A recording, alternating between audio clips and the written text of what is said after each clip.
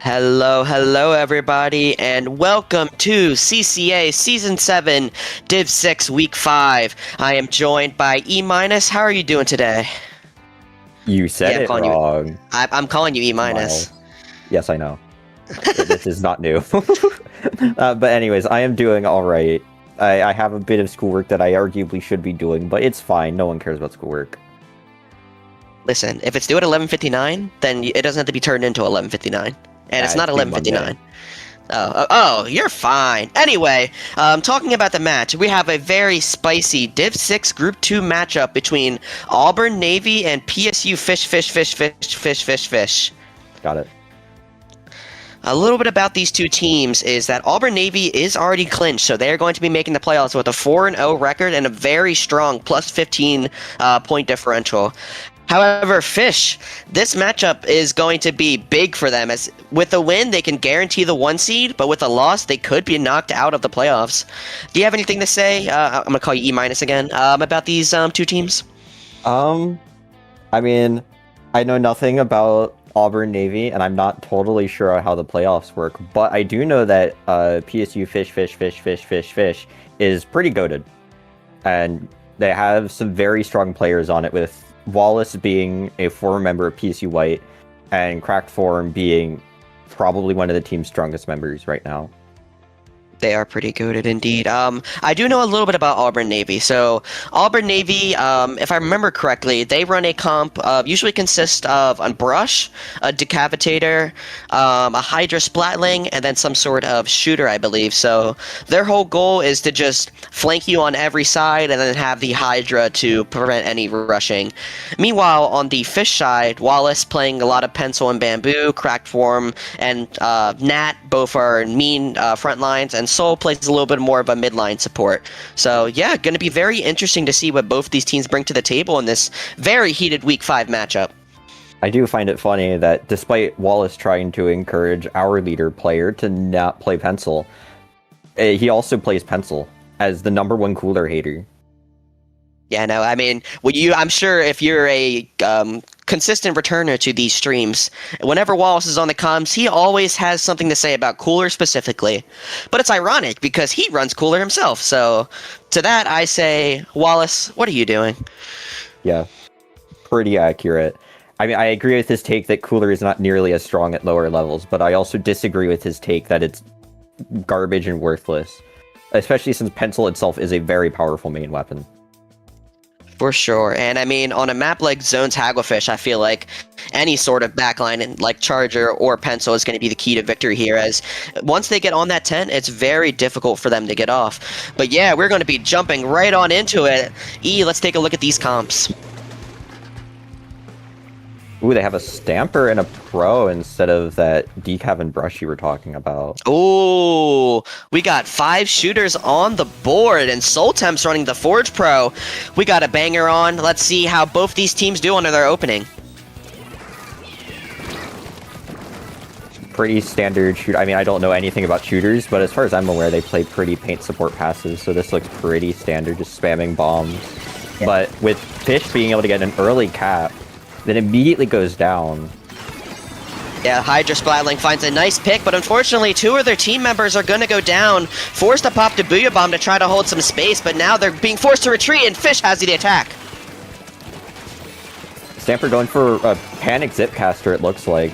Does not appear to find anyone and immediately gets camped. Love to see it. Yeah, Fish coming out very aggressive here. Cracked Form with the shot. Gonna try to make a play on the Hydra, but no, not gonna find the pick, and this Crab Tank's gonna do a lot of damage. They're like halfway to getting cap here, which looks like they're gonna get it actually. Maybe. Oh, I don't know. Yeah, all the members are up on both sides. I'm not sure who's gonna get this cap. Zuka online can be big, but no, 2 go down for Fish. That is it gonna be a zone flip with a pretty heavy penalty. Not anything they can't work around though. Yeah, but both of these shots still being alive, and 2 specials coming out. Nat's gonna create an opening with these strikes, gonna flip the zone themselves, and now gonna try to move in and find a pick. Not gonna find it, but gonna be 2 numbers down. They're gonna be the last one alive. Barely trying to stay alive, finds 1, but gets picked off. Ooh, unfortunate. Now Hydra's gonna be taking middle here, which is a very oppressive position to hold. It can breach your tent too, so it's very difficult for the Charger to poke it. Yeah, and I mean, they don't really have much for this Hydra and Crab Tank coming out. I mean, Booyah Bomb's online, but no, gonna get punished right away. And now the Crab Tank on the attack. Auburn Navy's gonna flip the lead soon. I mean, that is a nasty pick with Bomb, though. The didn't get strikes it! are going to hold him forward and get him picked off. Impressive strikes there. Wow, and Crack Form's coming online, gonna find two. Can they get the third with the help of their team? They do, and Crack Form single-handedly taking this game over. I mean, that's what we love to see here at Penn State, just having our good old splatter shot owning the entire match. Yeah, I mean, I feel like there's always a splatter shot stepping up. You got V and Snow, and now Cracked Form, the freshman, coming in, creating a nice opening for Fish, but Auburn Navy strikes back, finds the zone flip. Looks like now they're just gonna try holding here. Oh, interesting Zipcaster does not appear to find anyone, as Zipcaster usually doesn't. Yeah, and the strikes are going to come out on the zone. Going to get a neutral. Wallace has the cooler online. Going to try to pop it for their team. And now Fish is going to need to coordinate these specials if they want to get back in. Yeah, it looks like they're going to try and Booyah the Hydra with one in behind and might be able to get force some kind of pick. Yeah, I mean, it does not look like it does. Immediately goes one down. Jeez. Yes, Crackform on the flank, trying to make something happen with their shot, but gonna be with the support of Nat to find a nice pick. Zuka is gonna be online, but gets punished by the Crab Tank. Fish is in trouble here. Yeah, looks like they might be trying to make some kind of flanking play here. Interesting that they're not using their strikes. Yeah, Nat's gonna find a nice pick, gonna try to get an opening. Nat finds two, Nat finds three! Nat's gonna go on a tear, and Fish is gonna get the wipeout! That is one hell of a counter push. Now let's see if they can keep this hold to get their penalty down. Yeah, Nat single-handedly taking care of that. A lot of hero plays coming out from Crackform and Nat, but that's exactly what you want to see as Fish, but the Zipcaster coming in, gonna try to find the pick on Wallace, but Wallace barely gonna avoid it. Oh, but the Zip gets a double. Yeah, now 1 point away. Ooh, they do get lead. That is very huge at 1 minute left. Unfortunately, Crackform gonna get punished. Auburn Navy's gonna need to try to get to this zone quick, but Fish is gonna recap. Fish finds one. Wallace forced the back up, and the Booyah Bomb's gonna come out right away. Yeah. Oh, but they got two down! They only have a few seconds here to get the zone cap. Hydra might not even have time to finish revving. Oh, Ooh, that is game one. And Fish able to hold off the zone. I mean, I don't know who came in. I believe it was Cracked Form or Nat, but they were able to flank on the left side, get two picks, and essentially stop Auburn Navy from capping the zone at the end there. And now Fish sending a strong message. Gonna take the first game of the set. And I mean, like we said before, whoever wins this gonna get the 1 seed for their group. So battle for the 1 seed here. Yeah, absolutely. So far, a very impressive showing from Fish. Though nothing I haven't seen before from Cracked, although Nat's also showing that he can pull his weight too. Yeah, no, I mean, I feel like all of these players equally contributed something. Like, while we want to give the highlight for the flashy plays of Cracked Form and Nat, Wallace and Soul being able to hold down the points. Like, I didn't see really Wallace or Soul die that much. I mean, yeah, they were 2 down when Cracked or Nat made a harsh decision, but being able to get the team back in with the cooler and such is big, and that's exactly what you want to see if you're a fan of Fish. But Auburn Navy, don't count them out yet. That was a very close game. This definitely could be anyone's game. But now, heading to map number 2, I'm going to pop quiz you, E. Do you know what map it is? I'm sure you just played yesterday. I did just play yesterday, and I don't remember what map it is. We love short-term memory loss. Oh, it's Museum Clams, that's right. And the next match is Mako Tower. Yeah, I'm interested to see if we have the Hydra going to stick with their Hydra against the pencil. Especially on a map like Museum. Getting outranged is kind of a death sentence. Yeah, and a little bit of a death talk, as I have been talking to Wallace earlier. Obviously very nervous for this match, as a loss could knock them out of the playoffs, but Wallace knew the matchup and now is deciding to go pencil to specifically counter that Hydra, as they usually prefer more of a bamboo style. But yeah, I mean, Fish gonna elect to keep the same comp around. Usually they've been switching pretty often, and I know that their 5th is around, but electing to go with the same 4 bread and butter that won the first game, but might see some weapon changes, especially Soul could be swapping off that Forge Pro. Yeah, absolutely. I know one of them, I think Nat plays Ballpoint, which could also be very interesting here. For sure, for sure. As we are going to be jumping right into game number 2. Taking a look at these comps here, we see the Octobrush and the Stamper, like I said before, and the Flingza Roller coming out from Seoul. Ooh, and 52 Gal. Very interesting team comp changes. Object Shredder! Gotta love the lack of stealth jump from basically everyone. Let's go. We love Div 6.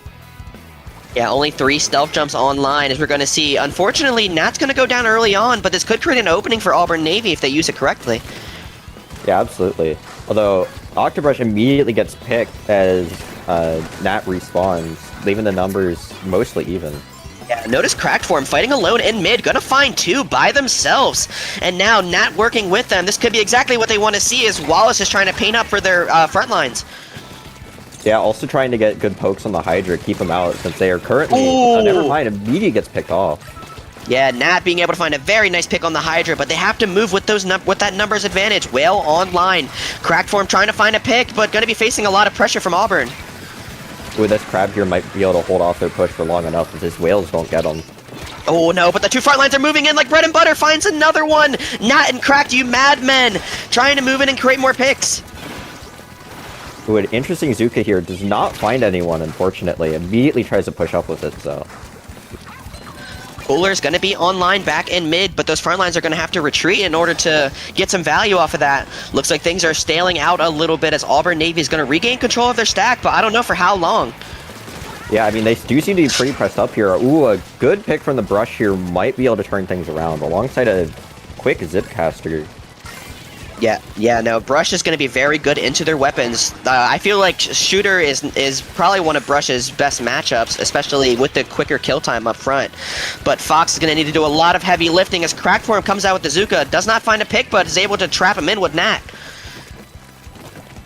Yeah, it looks like they're going to try and go back to pushing block here. Very interesting play with a Brush, although they do manage to catch the pick on it. Yeah, Nat's been going on a tear. Finds a triple.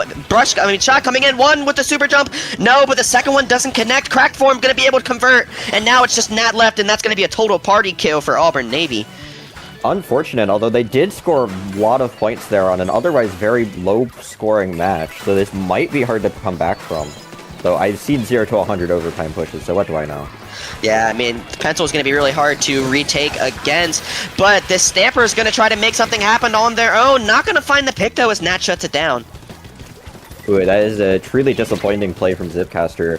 Although, granted, I've been kind of accustomed to the very disappointing plays of Zipcaster. And an interesting trade here with the 52 Gal against the Splash. Yeah, no, I mean, shout out early on to Nat, being able to create a lot of openings for this team, but Sultan trying to follow in the footsteps, going to be playing a little aggressive, but going to get picked off as it's going to be numbers even with 2 minutes left to go. Yeah, I mean, halfway through the match here, although given this is Flamblish, we all know that they get an extra 20 seconds. It usually does a lot more than you think it would. Wow, I don't know how he lived that. I'm not going to hold you. I have no idea either. I've kind of accepted that Zipcaster is weird as hell. Yeah, Soul going to be trying to play a little more aggressive with the Flingza, not going to find the connection, and now forced to retreat. Has the missiles online, going to target the 2 on the left here. Yeah, it looks like... Oh, never mind. I thought someone was going to chase him down, but it looks like they're just going to let the missiles fall on their own. Yeah, I mean, it's really hard to push up on Museum, so Auburn Navy going to be trying to pull out some tricks in order to make something happen. Starting off with Speedwagon, zooming in, finds a pick, but with the cooler, Fish is going to be back super quick. Yeah, they're holding the buoy here, trying to create some amount of pressure. Does manage to clear their plat for just a moment, but does not look like they're going to be able to make some kind of push with it. Ooh, but 2 go down. That's both the front lines, and now Fish is going to be in some trouble as Wallace tries to make something happen with their pencil. But Bean here with the power... Whoa! with the power clam, trying to make something happen on their own. 2 power clams could get the lead for Auburn Navy as 1 goes down from Fish. Yeah, I mean, it's going to be 2 power clams and a single clam, or 2 single clams, but... Ooh, that's a delayed wipe! Him and dunks it. Oh, that is going to be lead for Auburn Navy. Very unfortunate. Yeah, I mean, that Stamper able to create a nice opening for the team. Unfortunately, Soul's going to go in a little too preemptively, get punished, while PSU Fish has likely cleared them out. That's still going to be a lot of damage with 30 seconds left to go. Yeah, I mean, they're going to have to get a push really quickly here. I mean, they have...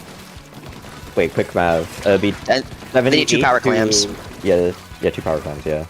Yep, so 2 power claims will take the lead for PSU Fish, but with only 15 seconds left to go, they're going to need to make something happen quick. But who else can do it? But Cracked Form has the Zuka online, but no, Soul plays a little too aggressive. It gets punished. Yeah, looks like the Brush is going to be trying to just flank here or hold their ramp. I mean, they do have pity, so they're going to get the extra 20 overtime seconds, but that might not be enough with how this is currently looking. Oh, Soul barely saves Wallace there, and that's going to give Fish a small ounce of breathing room, but only 10 seconds left to go. Wallace needs to go through this block jump if they want to win, and Fish going to have the numbers down, forced to make a desperate play, and Wallace is not going to convert. Auburn Navy sending a strong message to equalize the set 1-1. Yeah, that is a very strong showing by Navy, showing that Hydra is better than Pencil, confirmed, not clickbait. So true. I mean, why play the game when you can play Hydra, am I right? Exactly. I'm playing Hydra, not Splatoon 2 or 3. I mean, pretty. 2. Splatoon 2, yeah. new bracket, Splatoon 2 live. Yeah. But yeah, no, I mean, Auburn Navy, even though they were losing for most of that game, they were able to rally together. That's exactly what you want to see. Some very nice teamwork coming out. Going to be able to equalize the set 1-1. And I mean, Stamper, I feel like the Stamper, those Zipcasters were the main opening for Auburn Navy there. Yeah, absolutely. Even if it didn't always get picked, they were able to immediately turn everyone's head to go and try and deal with the Zipcaster, which definitely creates some amount of vulnerability, something the Brush immediately took notice of. Yeah, and now with that, we're going to be heading to game number 3. Tower Control Mako Mart. You think we see some weapon changes here? I definitely think the Brush might be sticking here. It seemed to work exceptionally well into their comp, but other than that, I'm not entirely sure. I don't think anyone here plays Bucket. Yeah, I mean, I wouldn't be surprised. Auburn Navy could pull out some sort of Tri-Slosher, maybe.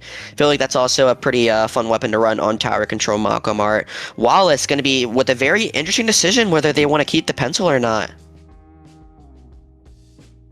Now, I'm honestly not too sure because, I mean, yes, you can make the argument that Pencil is one of the best backlines in the game and that it should be played everywhere, but Wallace isn't as familiar with Pencil as you think, so might be electing to go with a little bit more of a comfort pick. But with that, we are going to be seeing a player swap, I believe, from both teams, as PSU Fish is going to be getting Franken here in place of Soul, and Auburn Navy is going to be getting Photo in here in place of Fox. Very interesting comp changes. I'm interested to see what weapons they're planning on pulling out here. For sure. And, I mean, Fish looks like they're ready to go. Auburn Navy still doing some talking, so glad to see Fish still has their confidence despite losing one game because, I mean, I know from experience, a team can easily fold out from pressure after losing just one game, so...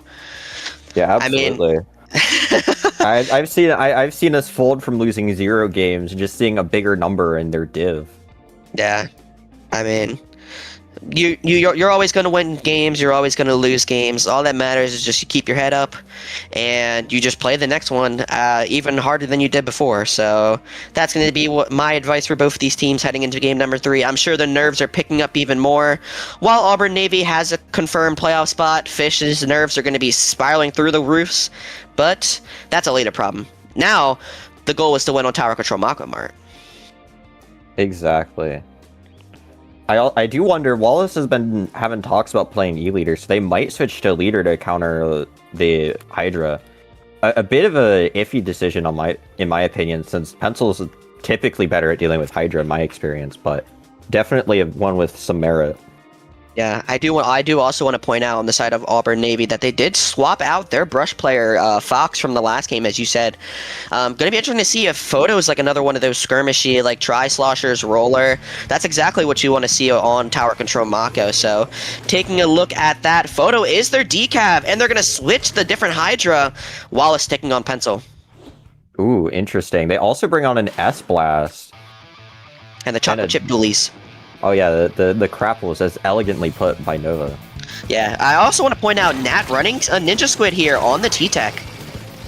I did T-Tech. I thought you were talking about the Roller. Interesting. Both. T-Tech and Roller both have Ninja Squid. Very interesting. Maybe trying to avoid detection by the... Ooh, nice bomb! That's a delayed wipe. Hydra. And now PSU Fish gonna get... Sorry. Fluffy gonna go on the flank, gonna find a nice pick onto Bean, and now PSU Fish on the attack. Photo gonna find one, Photo gonna find two, Photo on a tear. Yeah, Decav just essentially mowing down their comp. It is definitely a strong Decav matchup, to be fair. Yeah, but Ash is going to try to shut this down with the roller of their own. Forced to retreat and 2 numbers down, and now Auburn Navy could be pushing here. Yeah, it looks like it. Oh, Decav Wallace. holding tower gets immediately picked by Pencil. Yeah, Wallace going to be forced to retreat, and it's just the S-Blast left. Cracked and Nat are going to be moving in to stop this. Fish is going to hold on to their lead, but I'm not sure for how long it's going to stay. Yeah, Panic Booyah trying to hold their stack for just a little bit longer. Does not seem like they're going to be able to take it too well, though. Yeah, they do have one up on stack, but immediately gets picked off. Crackform going to find a nice pick here, and now it's going to be numbers even, but no, 1, 2, 3 go down, and now it's just Wallace on Pencil.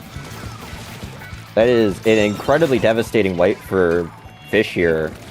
Might be able to sneak out an entire check with this. I just realized they're running double bubble on the tower. Yeah, they're double bubble blowing babies right here. Yeah, so these are going to pop another bubble right on the tower. Yeah, that's a very nasty strat from Auburn Navy coming out. Ash trying to make something happen. Unfortunately, going to get picked off, and now Crackform going to need to try to hold. Yeah, it looks like they've especially tailored their comp. All of the weapons have positive matchups in the splatter shot here. And it's definitely showing as they're starting to win more fights against Fish. I mean, both these splatter shots are going to need to truly lock in, as they like to say. But no, Decav going to do a little loop-de-loop and pull, but not going to find the pick there. And now Fish could make it something happen here. Rare sighting of a Decav missing with their 180-degree hitbox. Obviously, So it needs true. a buff. Yeah, I mean, if Decav wasn't such a bad weapon, that they need to buff it in order for that to happen. But no, Fish finds one. Ash here, unfortunately, going to get called out by the Hydra, and now it's numbers even. Yeah, looks like they're caught in a very exposed position, but Hydra immediately gets picked off here. Ooh, cracked form. Two. Oh, but Ash is trying to fight the last one on the side of the screen. Bean gonna be one, but no, Ash gets picked off by Bean, and now Bean trying to split the offense, as I like to call it. Crackform gonna be playing aggressive on this decaf. Crackform finds one, Crackform finds two, and now Crackform back on the tower. Look, this looks like it's gonna be a lead swap here. Very good sign for Fish. Wow, Crackform just took that over. But no, can't count on Auburn Navy yet, as Speedwagon finds one, and now Speedwagon's going to be trying to move back in on this Pencil. Yeah, it immediately starts hard rushing the Pencil, takes him out, also counts the jump here. That is very unfortunate for Fish.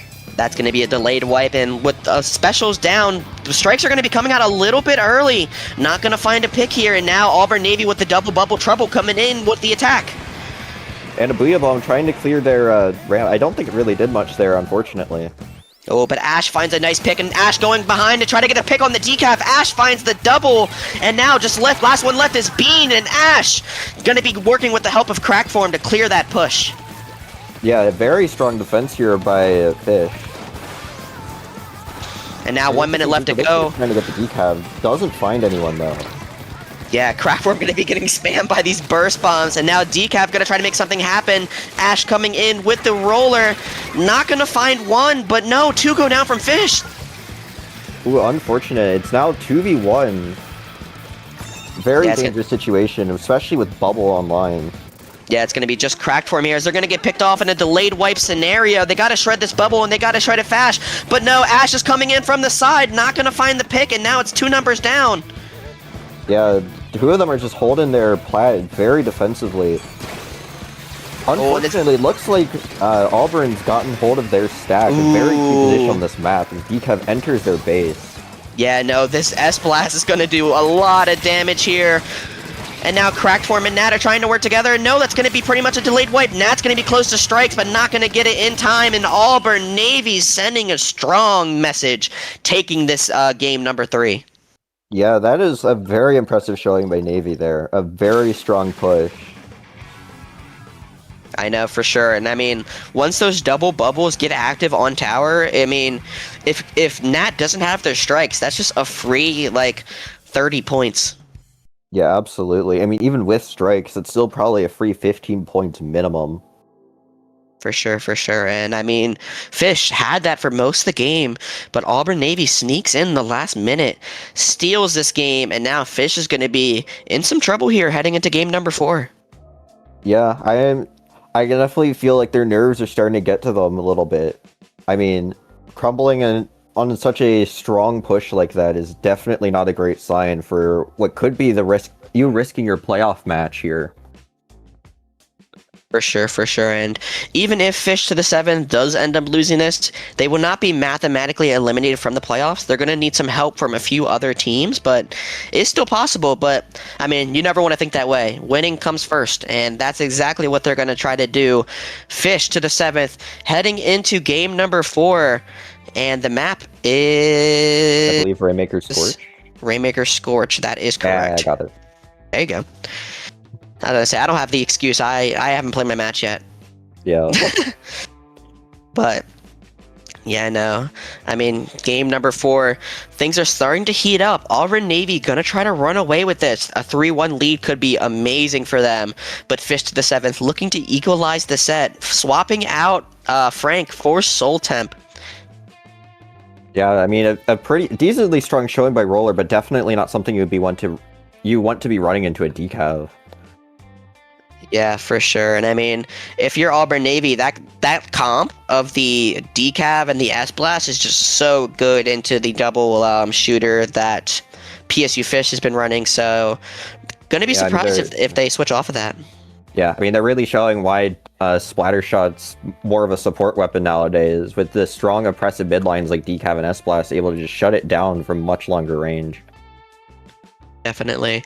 And looks like things will be getting started pretty shortly, just waiting on a few more players to ready up. But Rainmaker Scorch, this is going to be another interesting decision for Pencil because, I mean, TC Mako's like on Pencil. I feel like Rainmaker Scorch is not that good on Pencil. Yeah, I know Ivy likes this map as a leader player, but I have no experience on this map for Pencil. I think it's a decent Pencil map, but it plays very aggressive. You just want to get that one really strong push, and you're probably set for the match. And I don't know how well Pencil can facilitate that besides Cooler. Are you saying that you play leader? No, I said Ivy plays leader and likes it. Oh, I got my hopes up. I thought we were gonna see some leader gameplay from Minus E. Anyway, yeah, Mr. Brella bucket guy and plays E leader. I mean, it's close enough. Yeah, obviously. I think. Yeah, but taking a look at these comps, Wallace swapping to the bamboo and triple shooter on top of that. Photo's got to be feeling real good about this matchup. Yeah, absolutely. A very fast-paced comp, though. If they can get one good wipe in, they can probably get it down to 30. Yeah, Wallace trying to pop with their team on the Rainmaker shield, but Photo coming in, gonna get picked off by Crackform, and that's a good start for Fish. Yeah, 2 down on the side of Auburn. Just their Pro and Hydra. Not 2 weapons that you want to be alone here. Yeah, and that's going to be trying to create an opening as Fish gets the first dunk, but goes 2 down in return. Yeah, very, very strong start, however. Even if you get 2 down, still a good thing to get the check early. Gives you much more time. The second you get a wipe, you don't have to worry about that check anymore. For sure, and Crack's gonna bait Photo there. Gonna get a very nice pick. Zuka gonna try to come out onto the Hydra Splatling, but Crack really has nowhere else to shoot this, and that's gonna be sort of a waste of a Zuka. But no, Rainmaker's going to reset. Yeah, I mean, they're just trying to shark out this decap here. Do manage to get the pick, and now gonna try and whale their backlines, make some kind of push here. Yeah, I think the main thing about Auburn Navy is that they're so easily able to split Fish's attack. Either Photo from the flank, Dapple Dooley's on the flank. It's like whenever Fish feels like they have some momentum, both of those aggressive players are coming in. Yeah. Ooh, an interesting trade at the decav and bamboo here. Not what you want to see for Fish. Oh, that's an aggressive Booyah Bomb. Very interesting Booyah Bomb on this Hydra, but to be fair, it did take it out for a good while. Yeah, Soul's going to get picked off there, and Fish is going to be numbers down with 3.5 minutes left to go. This is exactly what Auburn Navy wants, as they're trying to move in, but no, one falls, and now Bean's trying to play aggressive. Just a pro. Oh, it's a wipeout. Auburn Navy wipes here. That is going to be huge points. We already see Nat pushing up far. Decav's going to try and get this pick. Does not manage to land a hit. That is going to be 32. A very strong push here. Yeah, but the push is still going. They might even be able to score even more. But Juke with the Hydra, we love the schmooze from Cracked here. Smooth and Cracked form, gonna get the points down to 12 points remaining. Now Fish has a pretty comfortable lead, but you can't count out Auburn Navy as they've had 2 leads that both fell to them in the previous 2 games. Yeah, I mean, they do seem to be holding their ramp for a surprisingly long time with a splatter shot behind them somehow. I didn't even notice that. Yeah, I mean, Photo's trying to make some hero plays here, playing very alone from the rest of their team, but has the bubble online, so not that bad of an outcome. Yeah, absolutely. I mean, they took mid back pretty decisively here. Still don't have back mid, but they've got their ramp at least, which is a very strong position to hold. Fortunately, Photo, their lead decav's going to be falling. 2 specials coming out from Auburn Navy, but no, I see one on the flank there trying to make something happen, but no, Crackform gets called out. Unfortunate. Ooh, immediately gets Booyah Bomb. There's going to be a dead Rainmaker in a very disadvantageous position for Navy here. For sure, and now, if you're Fish with 2 minutes left to go, you got to be feeling quite comfortable, but not safe yet, as Auburn Navy has proven to be able to take leads back from this, even from big of a disadvantage as this. Yeah, absolutely. The Sultan getting stuck here in enemy ink with his shooters, it's somewhat embarrassing, but starts to hold it, picks up the Rainmaker despite being numbers even still. They're in the Rainmaker free zone. They're in the Rainmaker free zone. Sultan, no, you gotta get out of there. timer. Sultan, you gotta get out of there. Sultan, you gotta get out of there. Sultan, I gotta get out of here. Sultan, get Oh my god, Sultan, you're throwing. Sultan, get out of there, get out of there. And there goes the Rainmaker, of instant reset because of the Rainmaker free zone. Crack getting a huge pick on this decav. Love to see it. Love to see when decav hitbox isn't 3 miles long. True. But now 1 minute left to go. I mean, it was a stall, all right. That's one for sure. But Crackform coming in, finds one nice pick on the anchor. Not going to find another, though. Yeah, still a pick on the Hydra is huge for the team, especially when there's this disadvantage as this. Still, numbers up against PSU, so they might still have a chance to make some kind of push here. Might not have time for a second. No, Booyah Bomb doesn't find the pick now, and Fish is just playing defense with 40 seconds left to go. Yeah, I mean, Rainmaker timer isn't even much longer, so even if they do activate overtime here, that won't be for long. Ooh, Rainmaker does go down. There's going to be a huge stall of momentum for Auburn Navy here. Not what you want to see if you're them. Yeah, I mean, 20 seconds left. Even though Fish is 2 numbers down, Auburn Navy has a big gap to climb, but first things first, getting this checkpoint. They are going to get it, but go 2 numbers down in the process. Yeah, if Fish can just stall the pop here, which it looks like they're going to do, that will be game for Auburn Navy. Yeah, and Fish is just going to hold this Rainmaker here, and Fish is going to equalize the set 2-2. Things are getting interesting here as now it comes down to a best of 3. Yeah, absolutely. You love to see a tied game for all our viewers at home. Maybe not if you're Fish or Navy here, trying to get the win by any means necessary, but absolutely fun to watch. Yeah, and with that, I mean, I feel like Crackform kind of just took over that game halfway through. I mean, getting a lot of nice picks on the flank, and I mean, that wipeout got them all the way down to 30. Crackform extended it down to 12, and now for game number 5, we're going to be heading to Zone's Shipshape Cargo. Ooh, Zone Shipshape, one of my personal least favorite maps. I still don't know why people like Shipshape.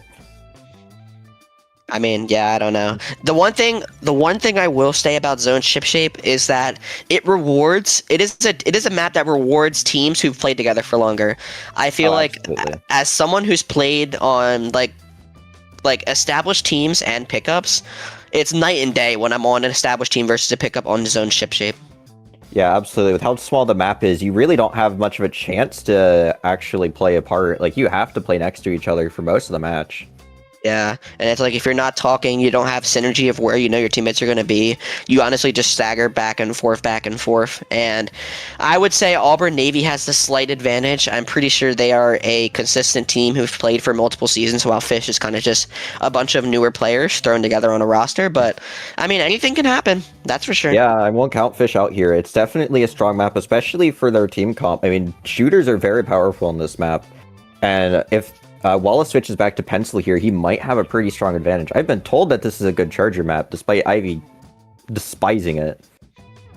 Honestly, this might sound crazy, like diabolically crazy, but how crazy would it be for Wallace to run red Pencil here?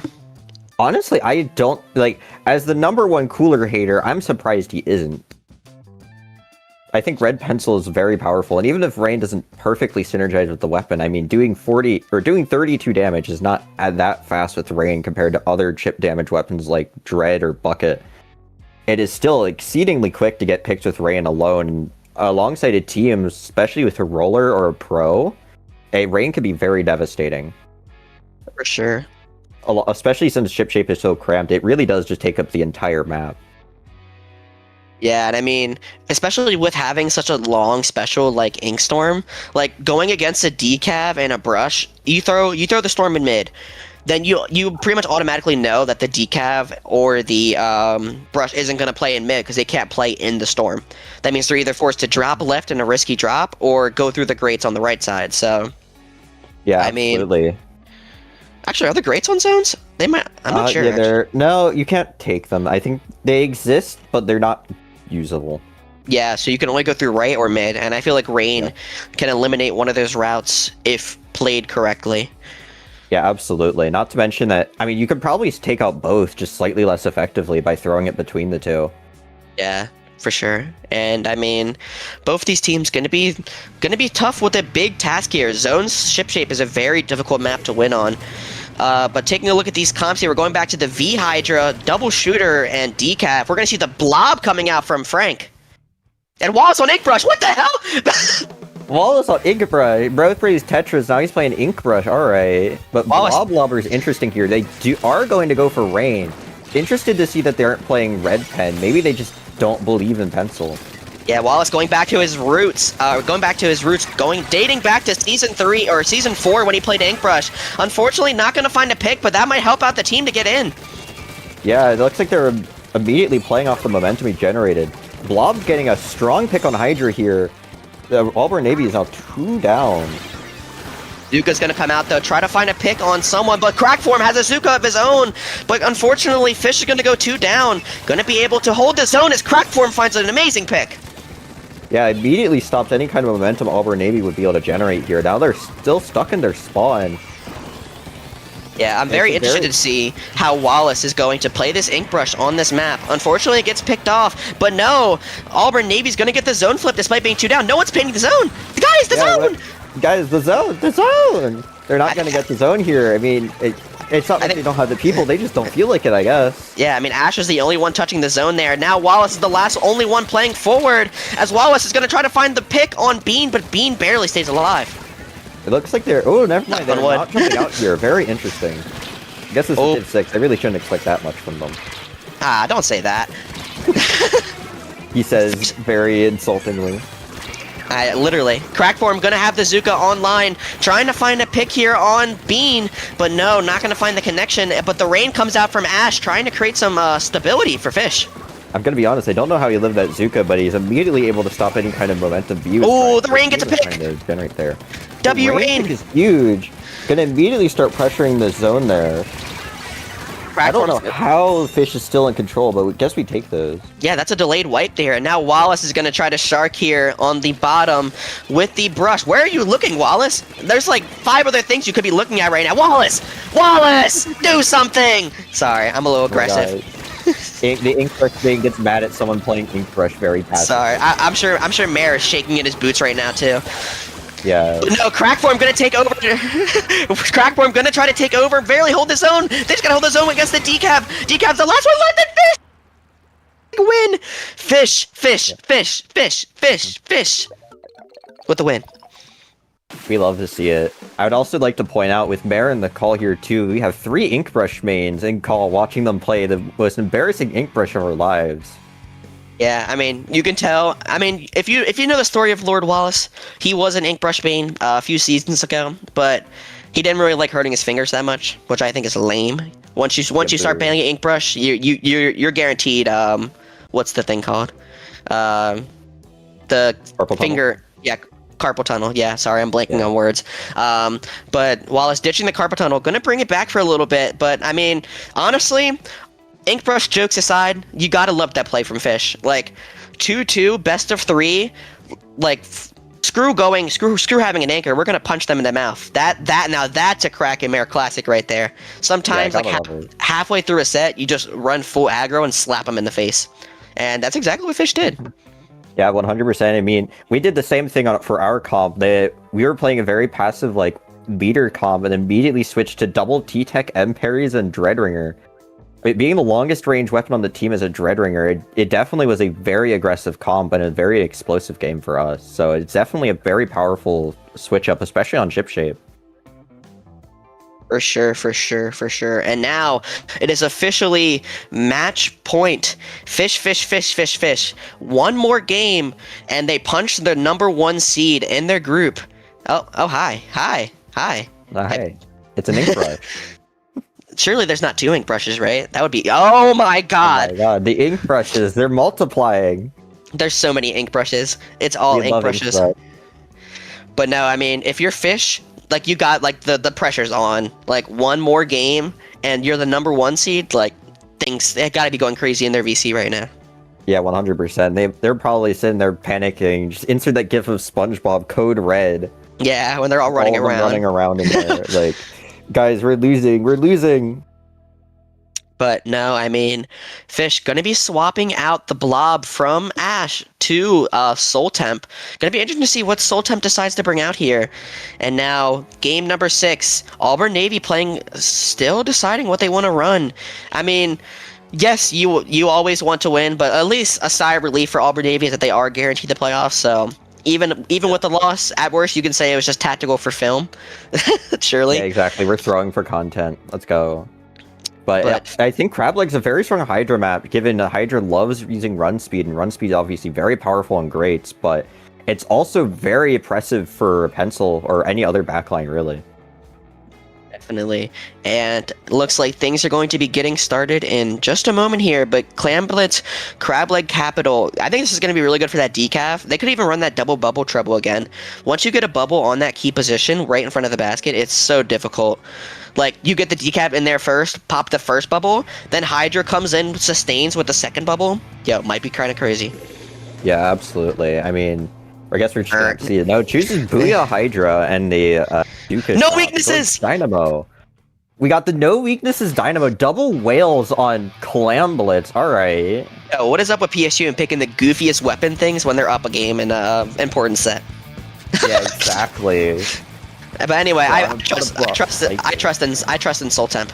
Gonna be halfway to the whale here. On this map too, mind you. Yeah, for sure. And PSU Fish, unfortunately, going to be going numbers down early on. Wallace back on the pencil. Going to be getting cooler out soon for their team. Yeah, absolutely. A much slower comp here with 2 very aggressive front lines alongside 2 very passive back lines. Well, Dynamo's more of a mid line, but you know what I mean.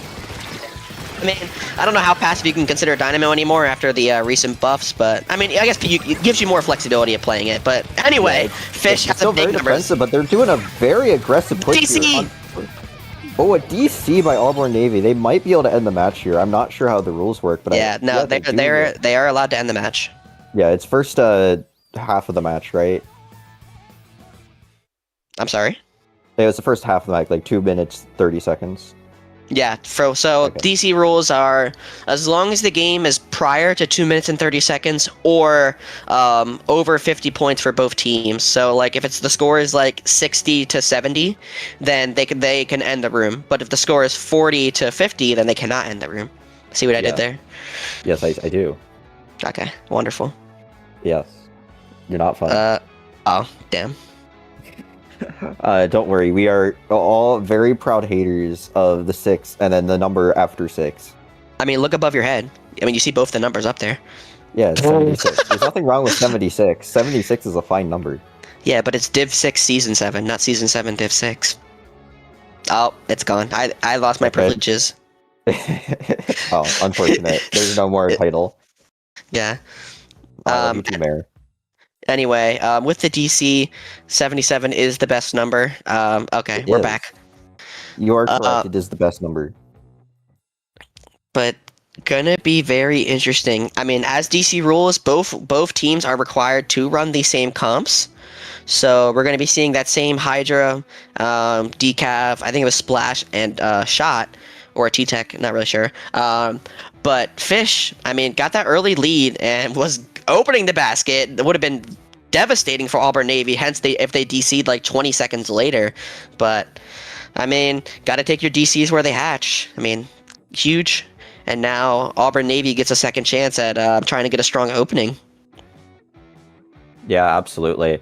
I definitely think this matchup could be very explosive on the side of Fish. I mean, like you said, Dynamo, despite being more of a passive weapon in theory, it can play very aggressive if it needs to.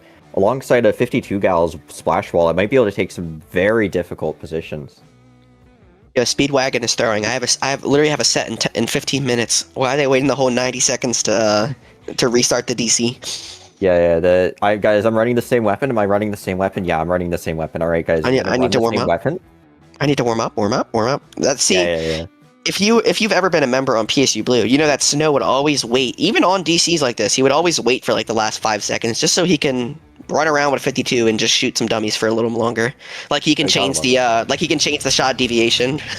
Yeah. He is running out all the bad shots. You see, there's like a limited amount of bad shots on the 52. Did they change their comp? Burn all of them. No, the comp looks the same. I swear they had decaf. They did. They have an Octobrush now instead of a splatter shot. I'm about to say, yeah, Wallace knows. He knows what's up. He said, you're not counter-picking me. Yeah. Good for you, Wallace. Yeah, let's go Wallace, actually knowing the rules. Yeah, I think the rule is... So that's an auto win for us. Wait, does that mean we win this? Okay. One step at a time.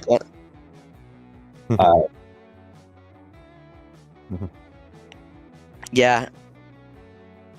I mean, I'm not too sure. I'm not too sure what specifically the rules are. If I remember correctly, it is if you DC and your player doesn't rejoin the room, then you have to run the same weapons. But I mean, then you can change your weapons. But I think it was the same 4 players. I'm not sure if you can confirm that. Our lovely streamer, my streamer. Not sure if it was the same 4 players in both the ending match and the previous match. No worries. Yeah. But yeah, no. Very we'll say interesting last 2 minutes that just have happened on stream. But what's going on in your mind, E?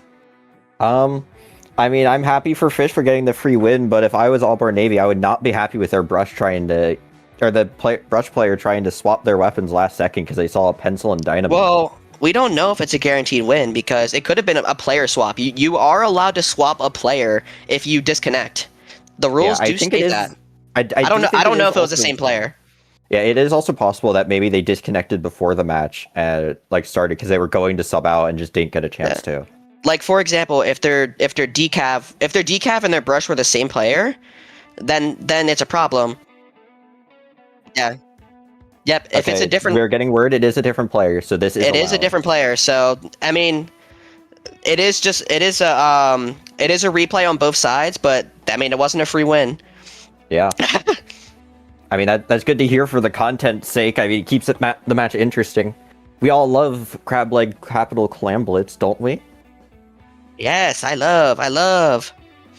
Yeah, especially as the Brella player who loves getting sniped from under his feet because Brella shield. Yeah.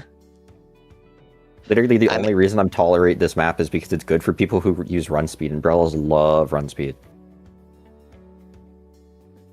But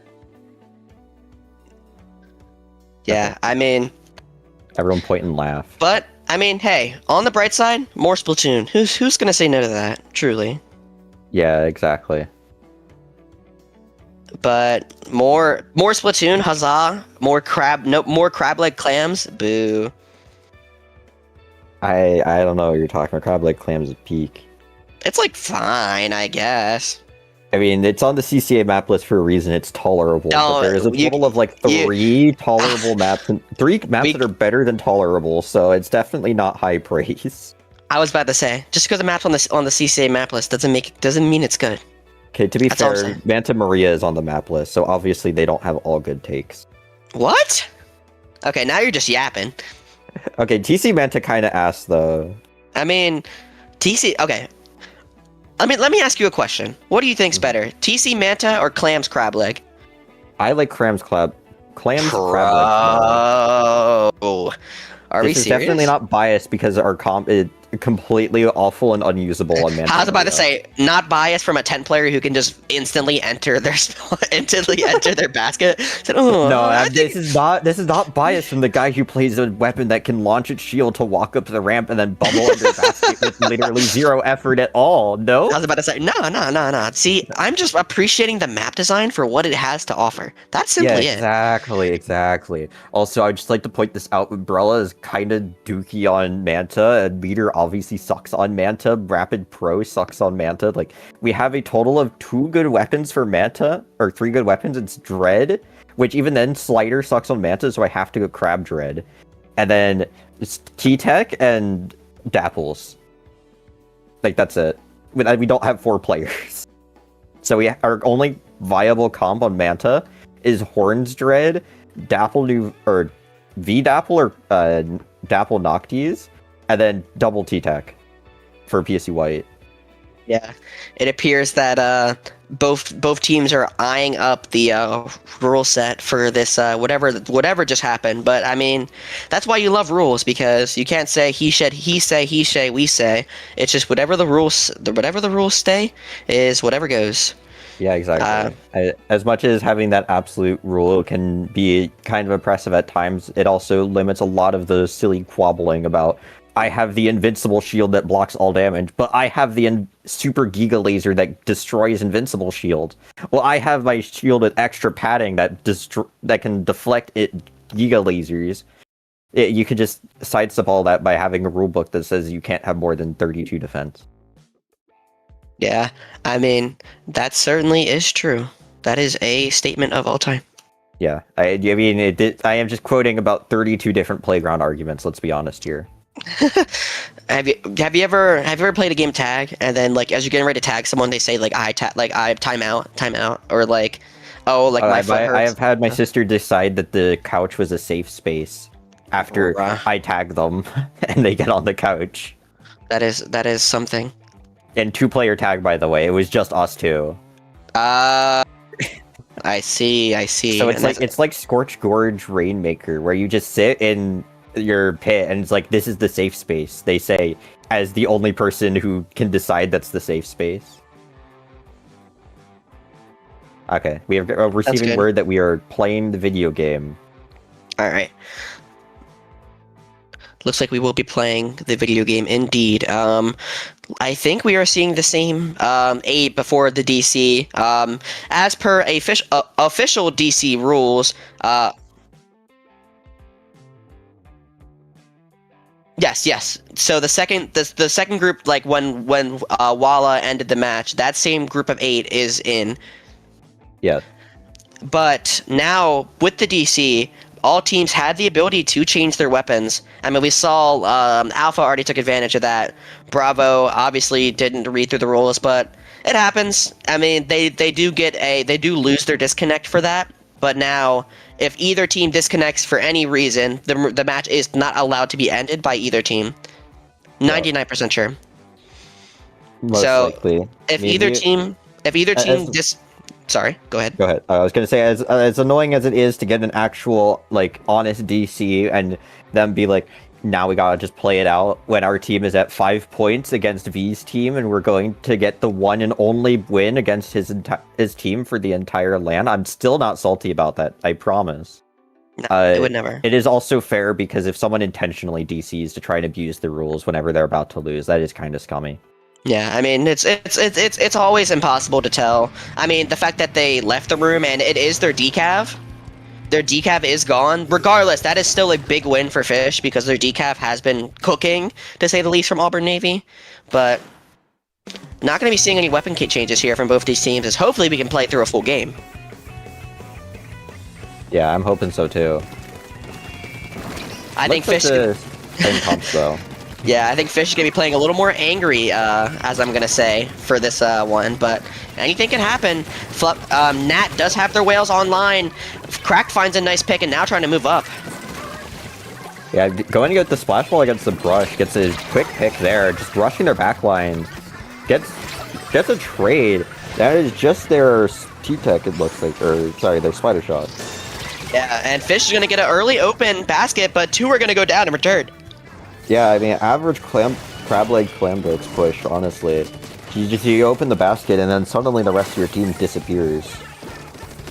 Definitely, definitely. As we are going to see both teams fighting in mid, but nothing really happening right now. Yeah, they're going to use a crab here on the capital to try and get a little bit more mid control. Doesn't find any picks, but definitely holds them off for a good 8 seconds. For sure, as we're going to see the whales coming out from PSU Fish along with the Zuka. 1 pick is going to be big here, but they don't find anything with their spot. No, the Hydra died. Yeah, rest in peace, Hydra. Actually, it's a Hydra, who cares? Damn. Nikki would be so happy to hear that. Yeah. See, I was raised and born by Nikki, that's why I'm so freaky. Yeah, that makes sense. Anyway, Auburn Navy is going to be numbers down. Fish does have a good opportunity to take control here, as we see Speedwagon with the Zuka online. Not gonna find the pick, but Auburn Navy does have numbers advantage now. Yeah, it looks like they're going to try and make some kind of push here. Mostly just dancing around mid, though, not really making too heavy of a push. They might be afraid of the pencil. Crab immediately gets 1 pick, almost gets 2. Does get 2. That's just Fluffy left. They need to consolidate their clams a bit faster, though. Does manage to make a ball after a good while, but gives the rest of the team time to respawn. Yeah, now Auburn Navy's going to put up a good bit of points on the board with the Zuka coming out. Not going to find a pick with the Zuka, and now Fish is going to have some breathing room. Yeah, it does look like the push is officially dead here. And Crack going for a flank to try and take the bin control back a little bit faster. Gets a pick on Bomb and immediately tries to zook one of their remaining players, but they managed to get away. Yeah, now Cracked Form here trying to retake some ground for Fish. Going to be playing very aggressive. Not going to find a pick, but still stays alive. Yeah, managed to survive here. Goes for an immediate flank on the splash, but it goes down exceedingly quickly. Not really giving their health much time to regenerate there. Yeah, but Bean's going to be close to another crab tank. Going to be trying to find some picks here, but the rail is going to be pesky, but still finds 1, finds 2, and now Fish is going to be numbers down. Yeah, tried to push the pencil back. Does look like they're going to be able to hold it just a little bit longer, but immediately gets pressured. Starts to fall back.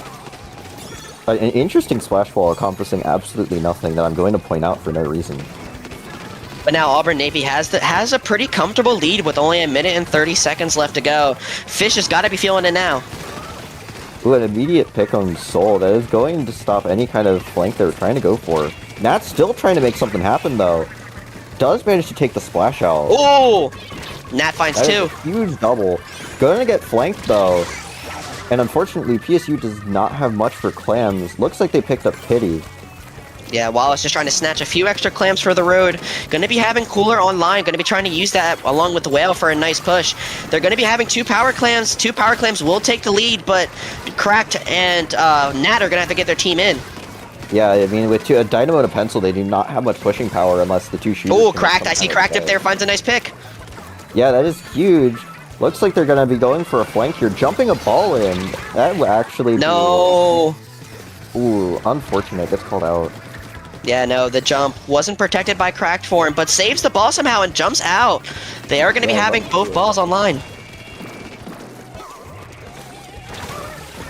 And now with 30 seconds left to go, Fish is going to need to make something happen and make it happen quick, as Cracked Form is going to be trying to move in onto the key position. Zuka needs to find one here. Cooler online. Zuka not going to find a pick, and Cracked Form's not going to grab the Cooler. They get 1 ball in, but no, Nat's going to try to rush it in and play super aggressive. Going to get picked off. One's going into 6-7. And you're out of here.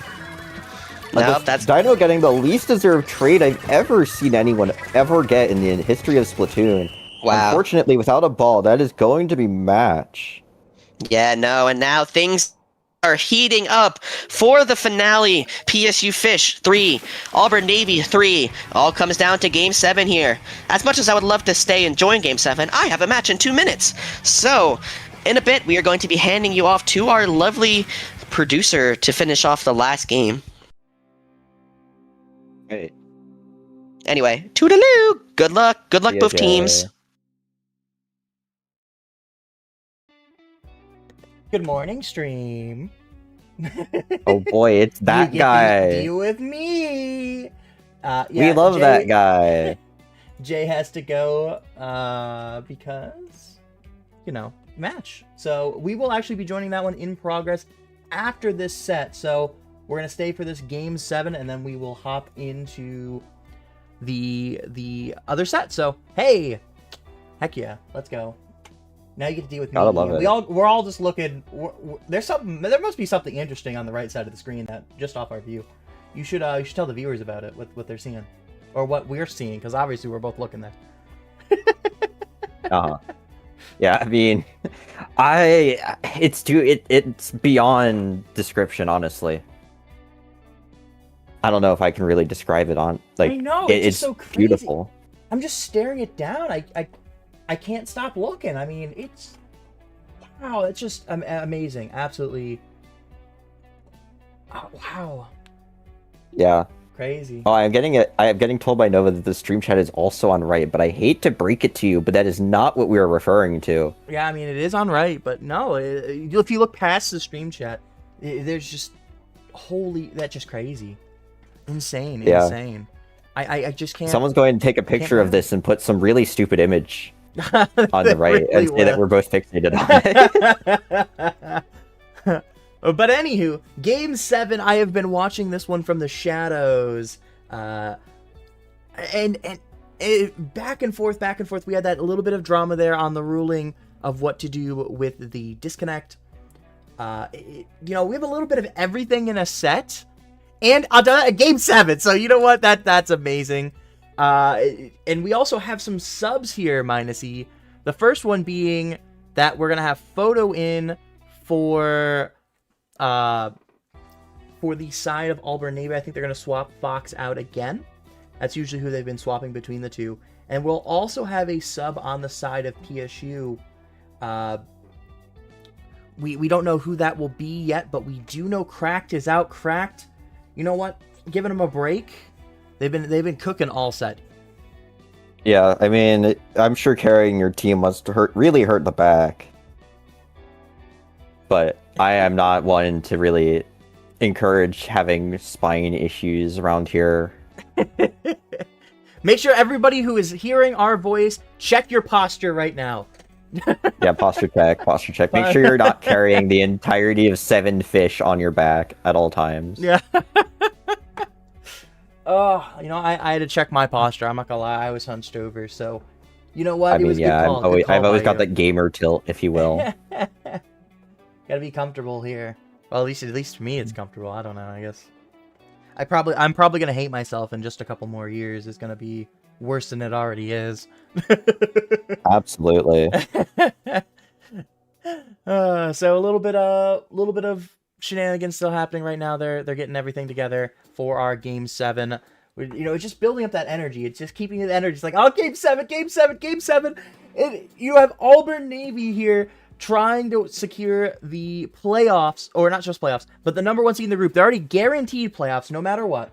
And then you have the PSU side going, we need to win this game 7 too, because if they do not win this, they may not make playoffs depending on the tiebreakers. I don't have the exact scenarios here, but it's going to come down to games, because we could potentially have a 3-way tie for the second place in that group at 3-2.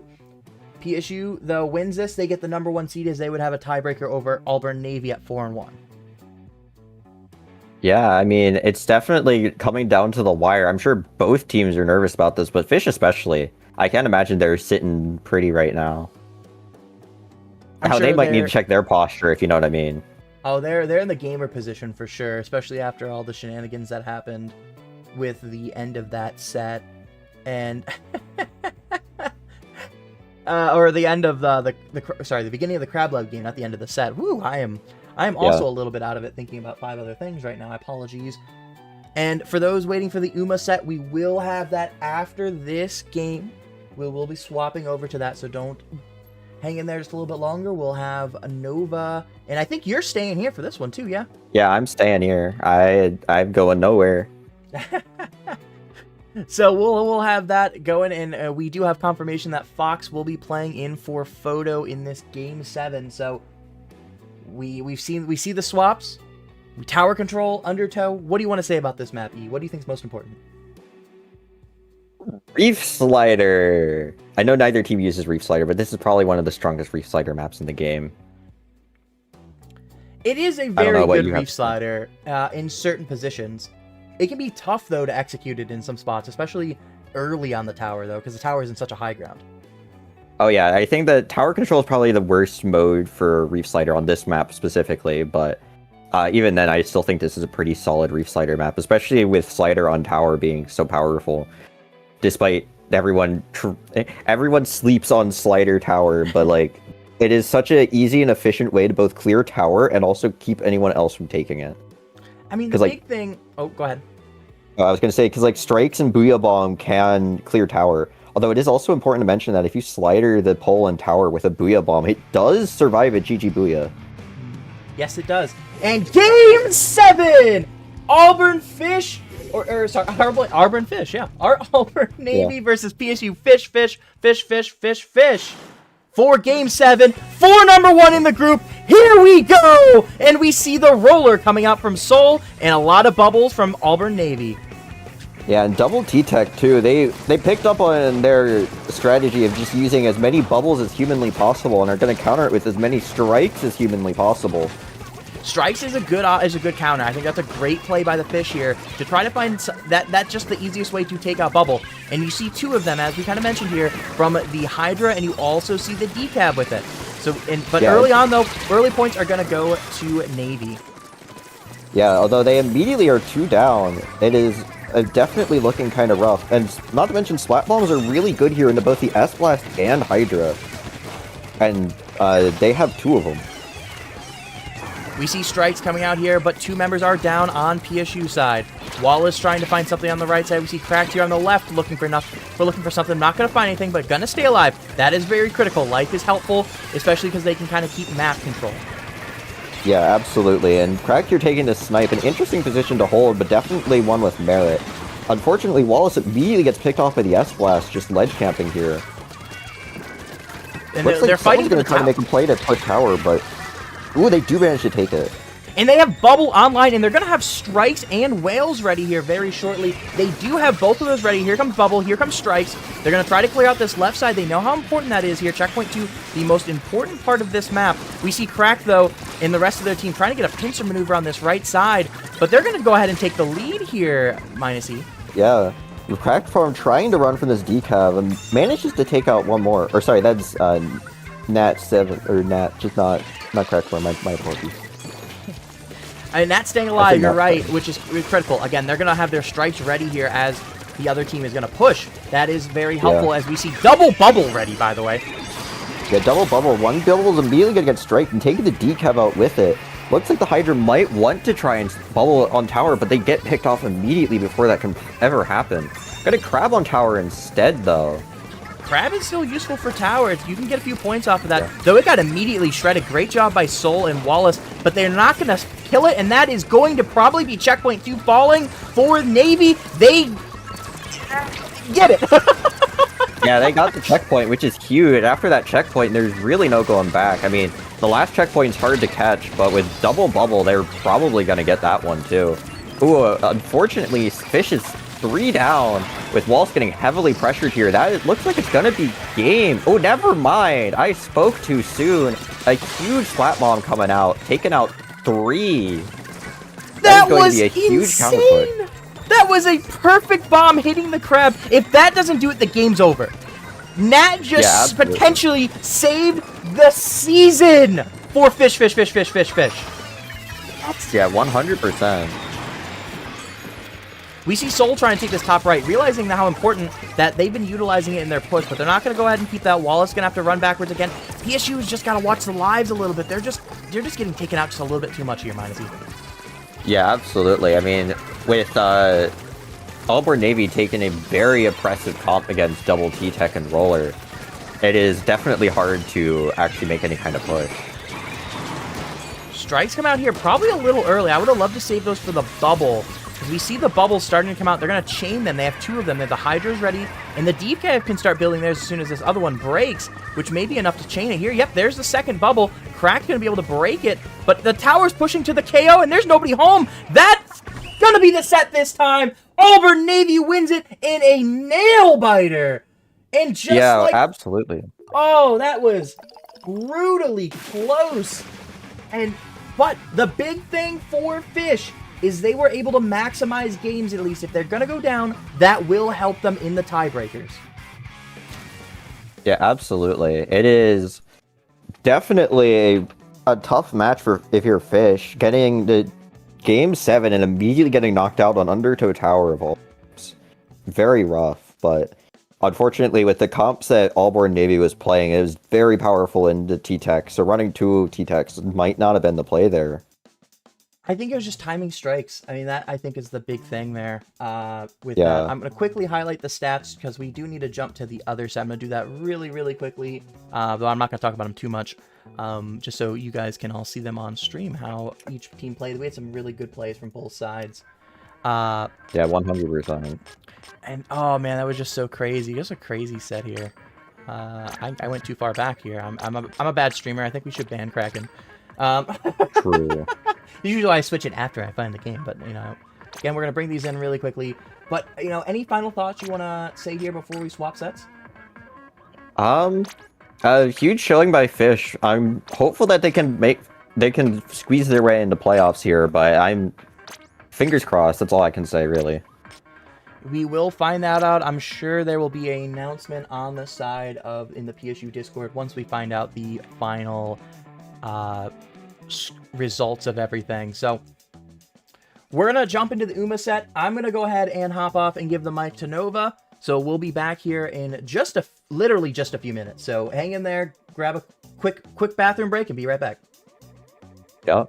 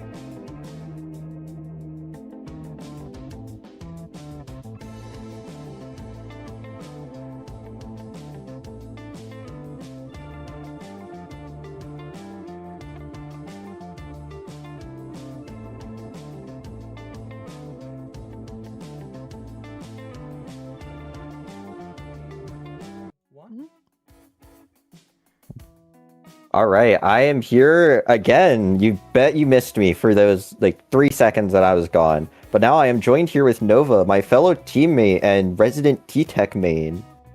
How are you doing today, Nova? I'm doing all right. A little tired, admittedly, but you know what? I mean, I just, I was watching the Fish set. That was insane. I don't think we've had a set like that caught on stream quite yet, at least from what I can remember.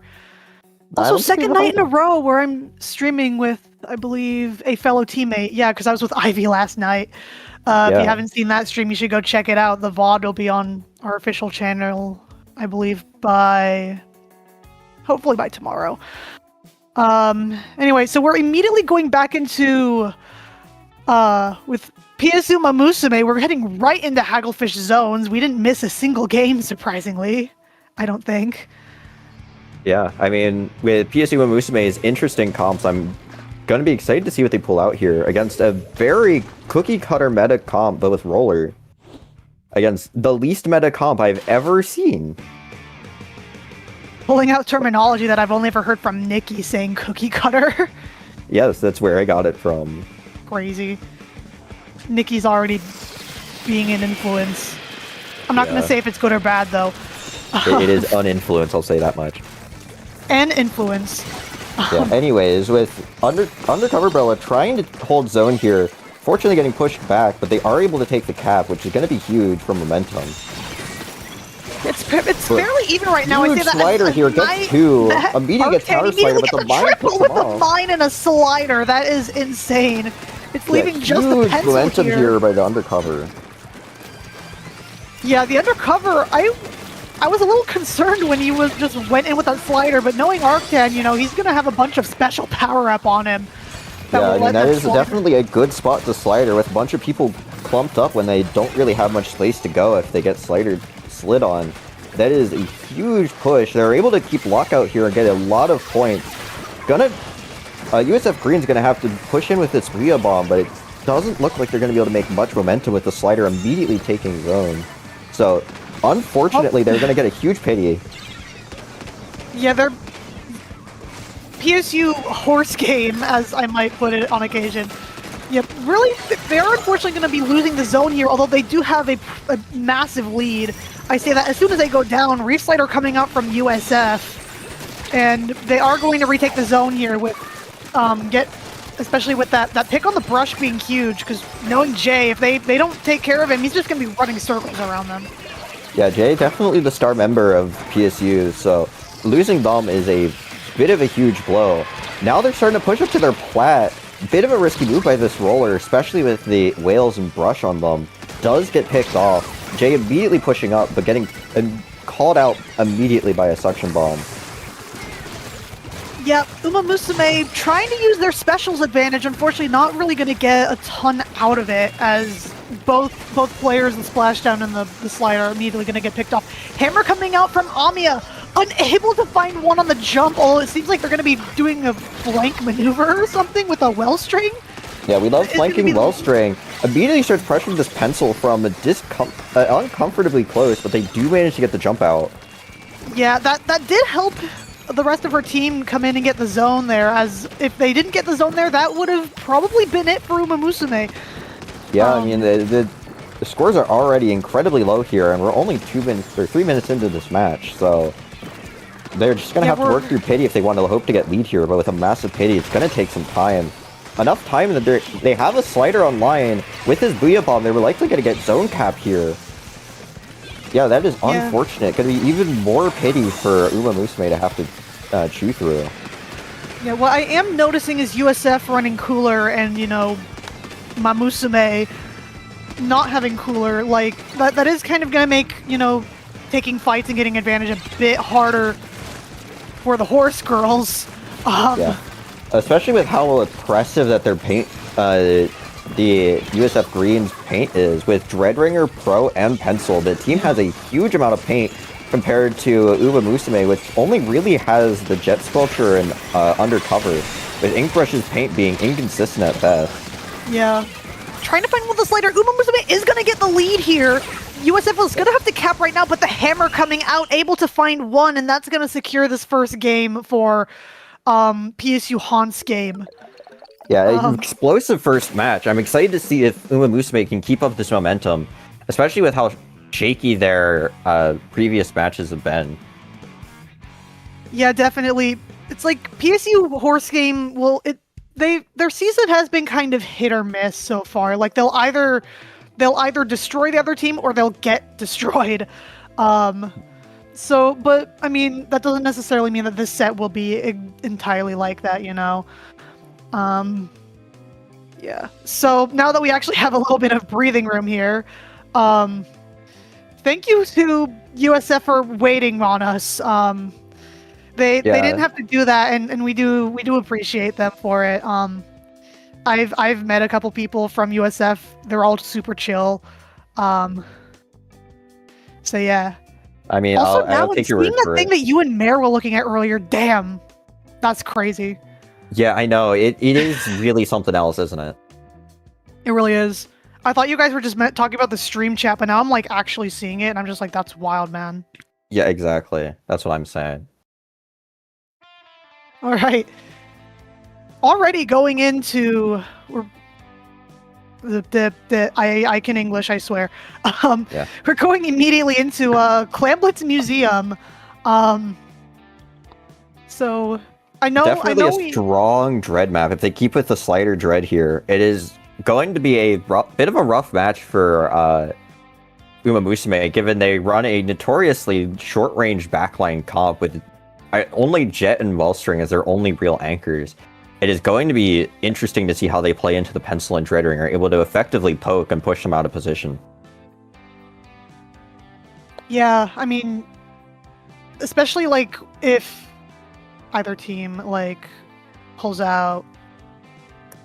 Sorry, I am having a spacing out moment. You're all good, but it's definitely they bring in Zuck here, which has been playing a lot of arrow spray, so I'm interested to see what they do with that. It's likely going to have to be their main anchor if Jet Squelcher is going to have to be playing more aggressive to deal with the pencil.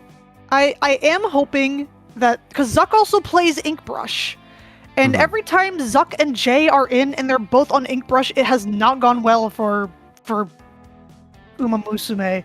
So I am hoping Zuck is on Aerospray, because if not, I think, like you said, like they're gonna have a much harder time during this set. Yeah, also important to point out that Aerospray is very good paint, something I've noted that their team is very specifically lacking, especially against a V-roller. That is not something you want to be lacking on. Yeah, if Zuck is playing Aerospray, I think that definitely would help a lot, because I imagine, you know, Kev's probably going to be on Jet Squelcher, Jay's probably going to stick on Brush, Max is going to be on Vunder because he's Max. What do you expect out of Max? Yeah. I keep saying Max, maybe I should be saying Arctan. Yeah, it's good. As long as you just say that Arctan equals Max, we should be good. Get doxed or something. Okay, Yeah, we are seeing brush. a double brush. Jay is on Octo? Okay. That is not what I expected coming out from UMAMUSUME here. Yeah, neither did I, although unfortunately it appears USF Green picked an Ink Brush, which obviously is not going to do too well into a double brush comp, especially if one of those brushes is Octobrush. Yeah, it is an interesting choice from both teams. I think it might be, I mean, hopefully UMAMUSUME will be able to play around it, because they're not going to have as much paint compared to having like a Dread and a Pro and a Pencil. Yeah. No, the USF Green still maintaining a heavy paint advantage, although with immediately going 2 down, UMAMUSUME is definitely going to have to struggle a bit here to take much space. Yeah, Jay playing very aggressively, finding one. Zipcaster coming out. Unfortunately, they are going to get picked off by the other brush. Man, an ink brush killing an Octobrush. Embarrassing, honestly. But well, now I mean, USF Green is going to be trying to make some kind of a push here. Immediate Reslider taking one, not being able to take out the ink brush though. They're just going to keep pestering that ramp. Yeah, UMAMUSUME is going to go 2 down here. USF immediately taking advantage, pushing up, and able to get a power clam in. I believe they do have a bit of follow-up, although that might be the end of that push, as they do go 2 down, and they don't really have any more clams to yeah, use without there. any clams. Ooh, they managed to score 1 clam, though, but not going to be enough for a proper push extension. Yeah, they did sneak one in there. I'm assuming from the block. I didn't exactly see there. It was from the Dread Ringer up on the side. They just were able to hold forward, get 1 more clam, but then kind of had to fall back. Yeah, the Dwedwingle, if you will. Dwedwingle. Jay able to find a pick on the Pencil with the Zipcaster. That is going to be huge, as they are going to be 2 down. Zuck trying to find a pick on this Booyah Bomb. Unfortunately not going to, as Reef Slider comes out and immediately gets cancelled by Vunder. Reef Slider by the Vunder, getting 1. Able to hold under basket. Looks like the team's going to be able to get a score here. Just need to score 3 clams in order to get lead.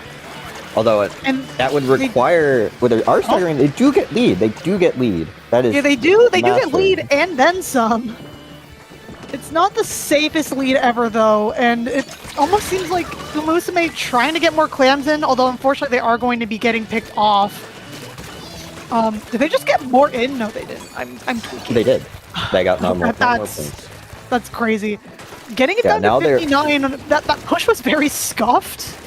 Yeah, but it still did a very solid lead. I believe they now live a power, just a single power climb dunk, which is huge, especially for an overtime push. Oh, definitely. It's not Predator the immediately holding a safest very lead. strong position here. Ooh, Going yeah, to get 2 and start pushing forward with ball. Oh, but However, UMAMUSUME's gonna sneak around and get another power clam and getting rid of that Yeah. penalty and shutting down USF's push. Yeah, gonna immediately trying to force him jump to in turn with around. piggy Tries clam. to sneak an extra ball and they does missed. not quite make it. No, the basket closed. That probably would have hit the basket, but it closed a bit too soon. Oh. Now they're immediately gonna try and turn couldn't- around and start making a proper push again. Zuck gets immediately picked off. The basket's mostly undefended here. So PSU'MAMUSUME is quickly running up to try and defend it, but the ball is gonna sneak in. Yeah, although they are going to go 3 down immediately, it is just the Forge here with a lot of clans, and then they are also going to go down, leading to that push kind of being cut a bit short with just that power clam in. Although that does make UMAMUSUME's lead a lot less safe, so they should probably try to go for at least one more push. Yeah, the undercover here has a reef slider ready, just waiting to find the right moment to use it. Playing a bit defensive here, just trying to hold mid. A reef slider goes out from USF Green, manages to find 1. The Dreader is coolered, so they're going to try and play a bit more aggressive here, presumably. Gets hit by a mine, though, gets immediately chunked. Yeah, I guess kind of like I was Manages to find a mentioning victory earlier, there. sometimes it might make it a little harder for Mamusume because they are playing against a team that seems to have a chronic cooler addiction. Yeah, absolutely, and they definitely seem that like they know how to use it, at least a bit better than some other teams we've seen before. Something, I don't even know. Ooh, the backline gets immediately picked off. They're just... 2 of them are holding basket. J Money is trying to make a quick push here. Going for a flank on their ball. Gets the pick. I think J Money's just being J Money. Yeah, just playing in mid despite his entire team being up on their plat. Slider coming out. Does not find a pick. Ooh, never mind. I take that back. They do find a pick on the They must have undercover. 70'd him. Yeah, they 70 hit him and unfortunately broke his shield, so... Yeah, it's That's been unfortunate, very though. even since USF's last push. Like, it's been fairly neutral with Mamusume holding control over mid for the most part. This is USF's Yeah. last chance to actually make something happen. They tried to throw the ball, but unfortunately, Kevin decided that, haha, splash down Gobert. Yeah, stalls And out it's the ball just for just long camping enough that that they were ball. able to get the solid hold, and that'll be a game 2 for PSU'MAMUSUME. Yeah, UMAMUSUME being fairly dominant here, although not as dominant as we saw in game 1. You know, they didn't go 100-0. Yeah. But, you know, that was still a good showing from them. Zuck is throwing by not matching emotes. How dare. Yeah, exactly. Who would ever do that? If only my profile picture was facing the other way. Yes. That's the guy who notoriously forgets to change his emote when he plays with his team. There's also Hey, look, to be someone fair, else Ivy who does it I more. was commentating with last night. Hint, hint. Yes. Oh, I was talking about me, but yeah, Ivy does it too. Yeah, no, it's both of you. I wasn't gonna name him, but you named him, so that's not my fault. Yeah, I don't care. Ivy can hate me all he wants. He plays leader, I play cycle. Imagine playing Brillos. I know, right? I'm saying that while I'm in a VC with Mare, who Also I think you plays still Under play Common. Wonder. I don't know. He says Yeah, occasionally. occasionally plays Vunder, yeah. And obviously we Wunder's have Max in the game here that also has been playing Vunder here. Very effective in their comp Yeah, but it's line okay to here. make fun of Max for playing stuff. Okay, it is when he plays Clash Blaster, but like... Max He's- just plays stuff that he thinks is funny. Yeah, Anyway, we're going right into TC Mako. PSU opting for a double, like a double swap. They subbed out Kev and Zuck, and they're putting in Amiya and Instar. So they're taking out one of the power trio that I like to call them, which is Jay, Arctan / Max, and Kev. Which is an interesting choice. I mean, they have been able to get by without all 3 of them in at once, as we saw during their week. I believe it was week 1. But it doesn't always work out.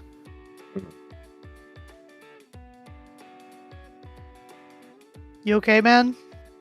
Yeah, sorry, I spaced out for a moment. Okay, I you're was good. getting You're good. pinged. You're good. I mean, I literally do that all the time. Yeah, I was getting pinged. I apologize. You're good. But anyways, yeah, I agree. Subbing Kev out is definitely an interesting decision, but it should be able to work out here. We'll have to see. Yeah, it is a kind of we'll have to see thing, because it is a risky play. It doesn't always work. The But we'll Dredge just seemed have to to see. V-Bucket here. Interesting. And Amiya going Yeah. for the V-Bow instead of Wellstring. Yeah, I think this is the first time I've seen Amiya play a bow that isn't a well string. So this I think will they be played it interesting to against us see. And once. then we have Instar on the junior. Yeah, a Junior definitely a powerful weapon, especially on tower. Being able to both bomb and bubble on tower is very effective, especially with his passive supportive playstyle. Definitely. Although we do see the Vunder going down early on the side of UMAMUSUME, and the USF easily taking their stack and getting to the first checkpoint, with Jay coming from behind, although unable to find one as Uma goes 3 down. Yeah, it's definitely a bit of a rough time for UMAMUSUME. Still, going to be having the Vunder behind, taking everyone's attention, still managing to find a pick despite all the people looking at him. How did he live there? Vunder True. Don't question Vunder. It is does Vunder. eventually get picked off in a 3v1, but to bring it pushes their team very far back. We'll have to see if... Ooh, never mind. UMAMUSUME does not, in fact, capitalize on that. That is unfortunate. Yeah, UMAMUSUME was like 2 down for most of that fight there, as they might have been in a little bit of a stagger loop. Hopefully, I mean, I guess maybe a good thing about that wipe is maybe that'll allow them to regroup easier. But it is still unfortunate as USF is able to, you know, get past that second checkpoint. Or Yeah, we see a slider coming never out, mind, they did taking not one, get but the second immediately checkpoint. getting I gasped at punished. myself. Yeah. Ooh, it very good bomb by J-Money. Clearing tower. Now it's just the bucket. Trying to hold their own. They have dropped though, are vulnerable to the brush, just trying to fend them off for as long as they can, let their team in until they eventually jump out. Yeah. J-Money rushing aura the farming pencil. and pushing up on this pencil while the rest of his team goes to take the stack, as they are going to... They might get this first checkpoint here. Yeah, although the strikes are are push them definitely off for gonna slow just a them little down. bit longer. Unfortunately, they are spacing out their strikes to keep them off for the tower to reset here. Might be able to hold it, get it back, but they probably will have to burn through all of check again. Yeah, They forced to jump out here as UMAMUSUME loses a lot of momentum. They have to pick up tower and need to get picked off. yeah, the Booyah Bomb and strikes would definitely kind of shut that push down there, as UMAMUSUME is going to go 2 down, but they're still going to opt to try and take this checkpoint. Although, as they go 3 down there, I believe they are going to get pushed back. Jay going on the flank! Yeah, Jay with a huge flank, taking out their pro. Fortunately gets called out by their enemy brush. Now, USF still on a numbers even push. It is not looking great for UMAMUSUME. Yeah, Junior that... also immediately goes down. Brush trying to make something happen on the flank here. Does manage to trade the brush, but with Cooler, they are going to be back quickly. Yeah, UMAMUSUME seemingly entering a bit of a stagger loop here, as it is just the Junior trying to fight off on their own, but unfortunately Junior's not the best at fighting. Yeah, it's stronger than you think, but not strong enough to win a 1v4. Yeah, especially when you're going up against a bucket on Mako Mart. And Yeah, as we this see looks here, like this is going to be game for USF Green. A strong USF comeback. USF got a lot of momentum there, and they were just kind of able to run away with that game once they got past that second checkpoint. Yeah, I can speak from personal experience. Mako Mart is a very oppressive bucket map, and while I personally don't play V-Bucket, it is definitely strong into their comp. I mean, heck, when I would play Tri-Slosh, I would always insist that I would play it on this map because buckets are just so... That's probably one of, if not the best bucket map in the entire game. Humpback. Humpback. That's why I said one of. Yeah, I think Humpback slightly ekes it out, but even then, with how I forget important the about stacks Humpback. are and But how yeah, Humpback good is Bucket is definitely at clearing better, them, but... it is... Yeah, it is definitely close. It is not a, like, easy pick one or the other. Yeah. Like But if either someone way- were to say, like, I think Mako's the best bucket map in the game, I would probably be like, you know, fair enough.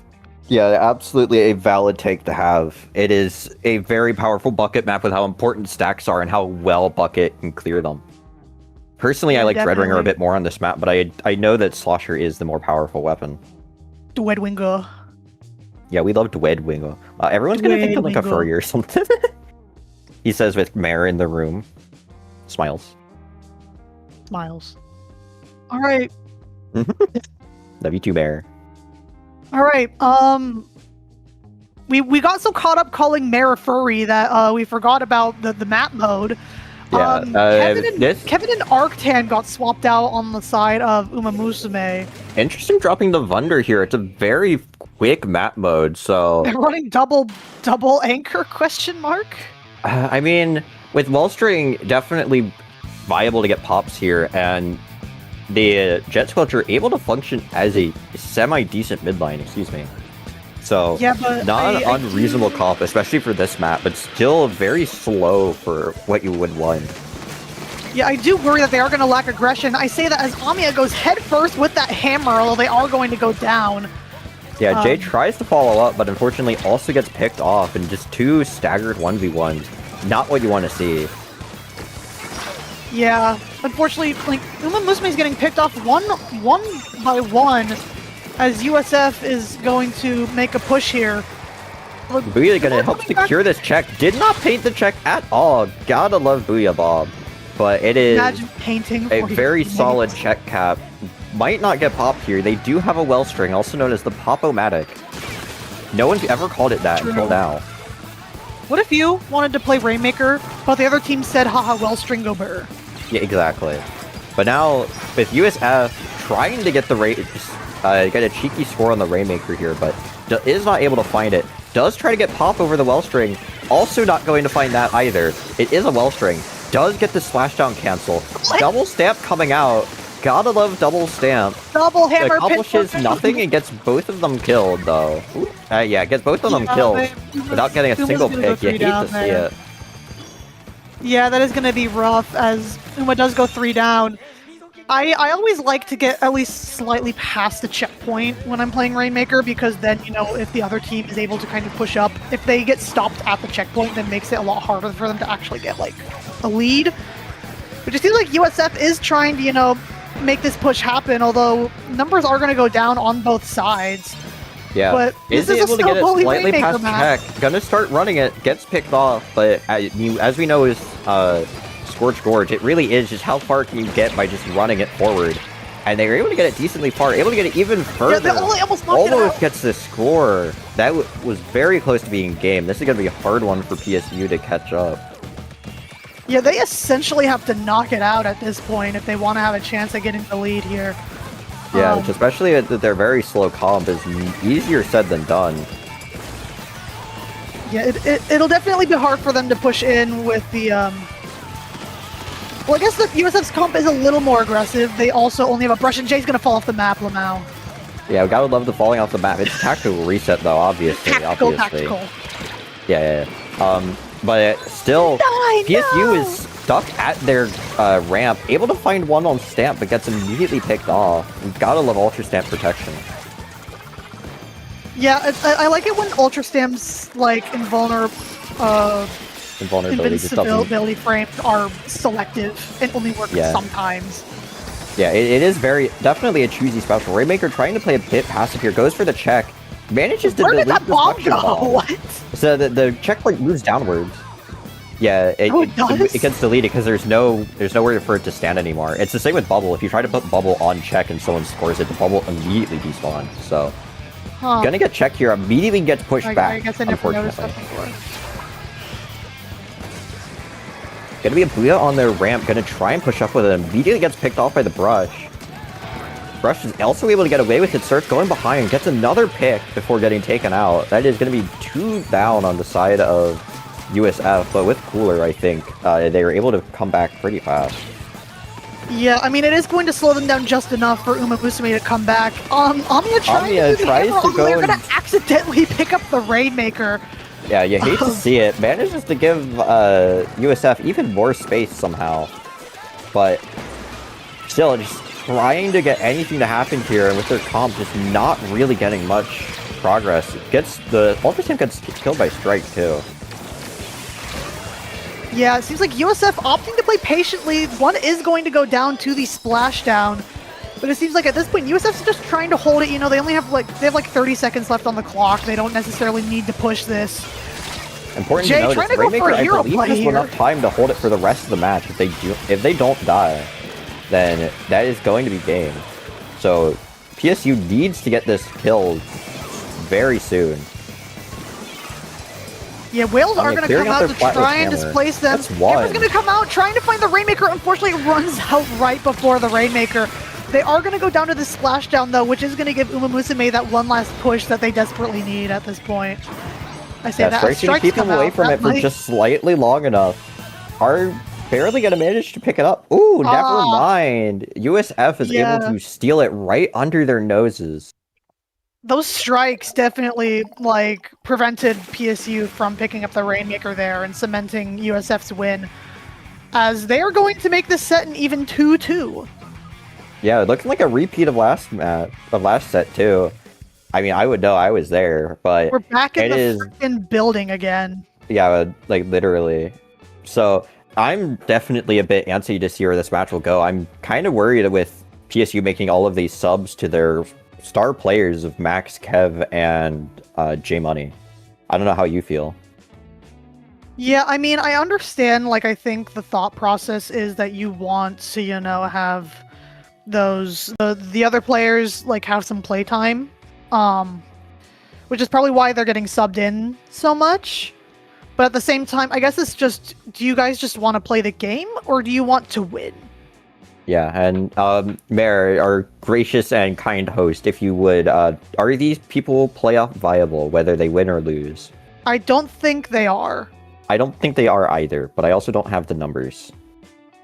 Yeah, I don't have the numbers, but I want to say that that UMA's like 2 and 3 right now, but I'll be corrected later if I'm wrong. Yep.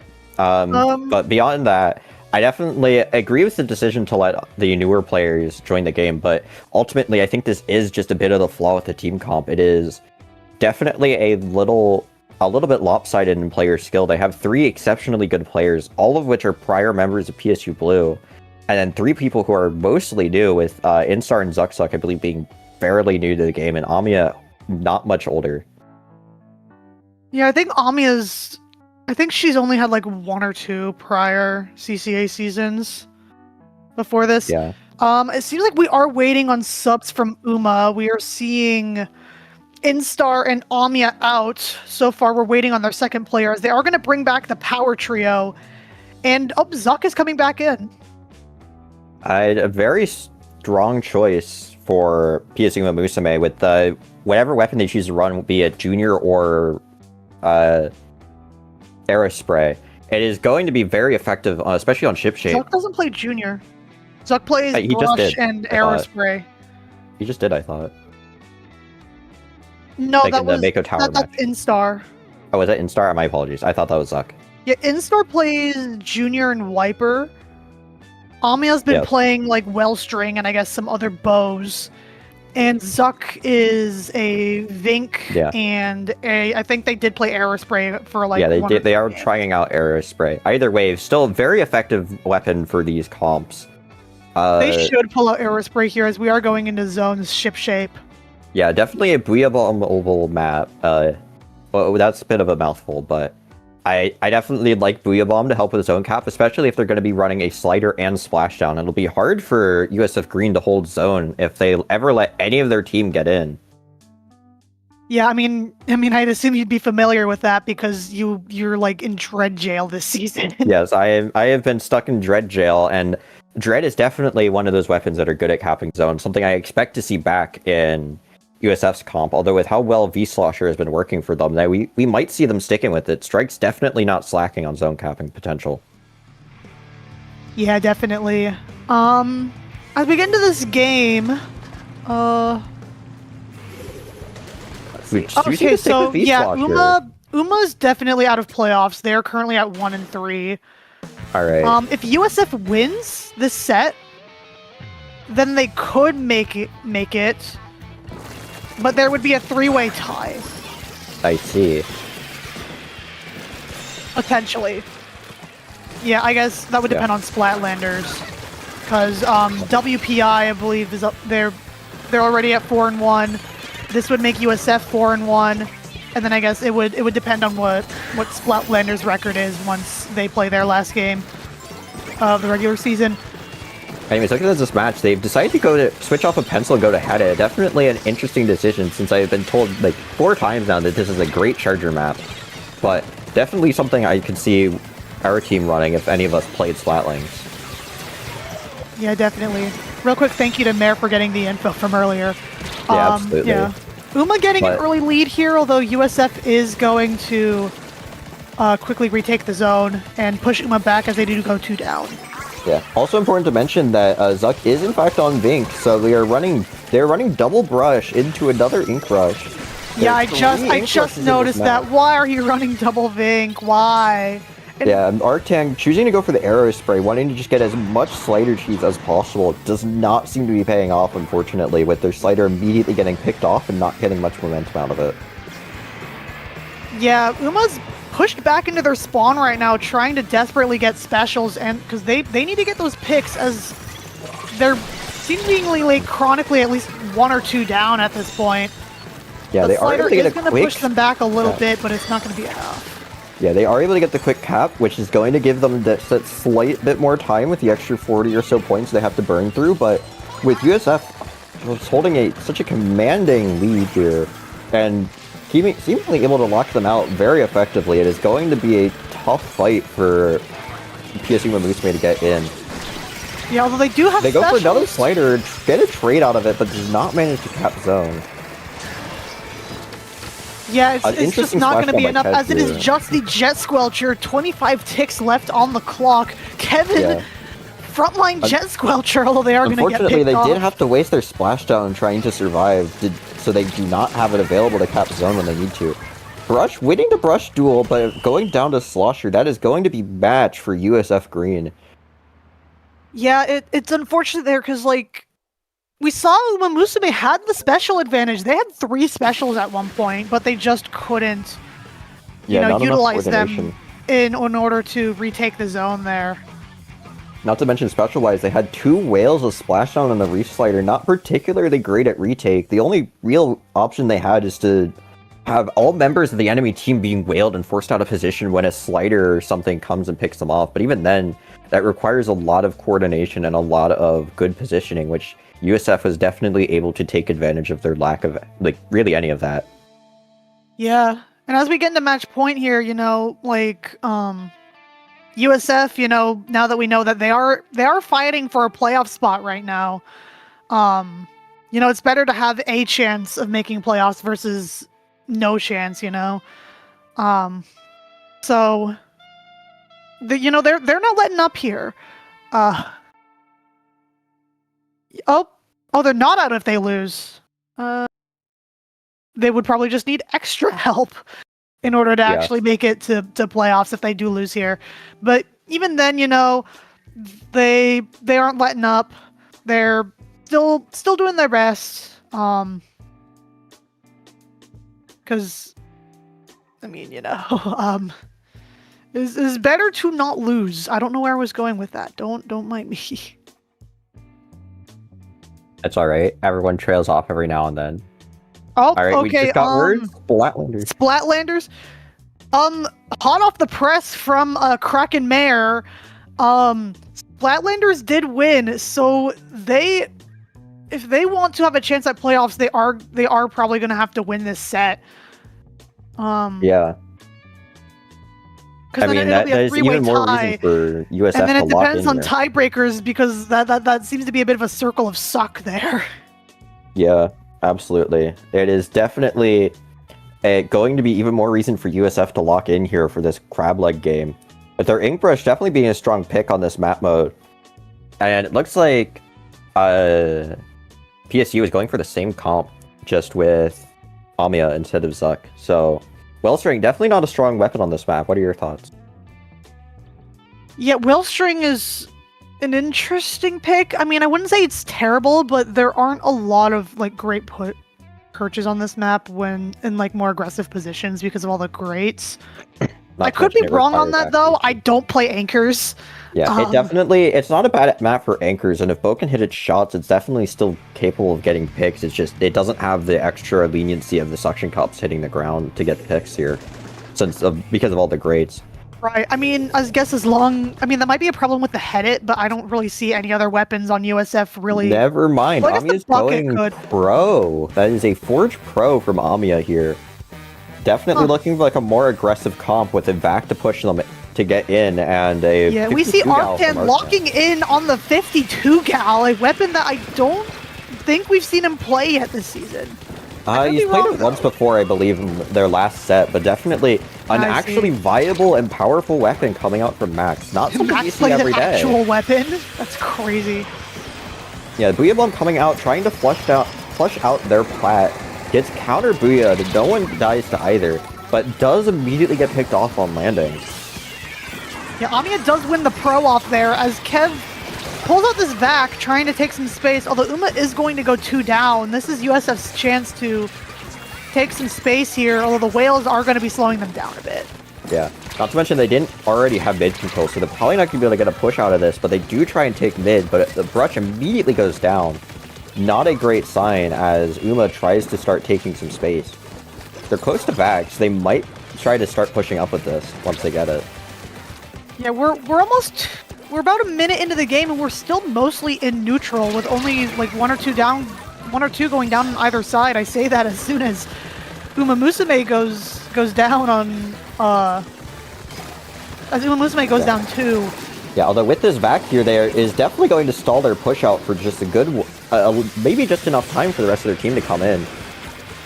Yeah, that vac definitely stopping a potential push there from USF. Although that's not going to stop them as they are still trying to make something happen here. Yeah, although their anchor immediately gets picked off by the 52.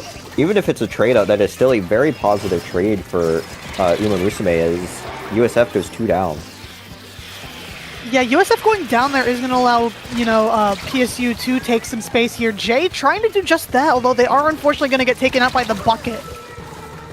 Yeah, the bucket then immediately tries to push it a bit too far. Goes USF now 1 down while PSU'MAMUSUME is still all 4 up.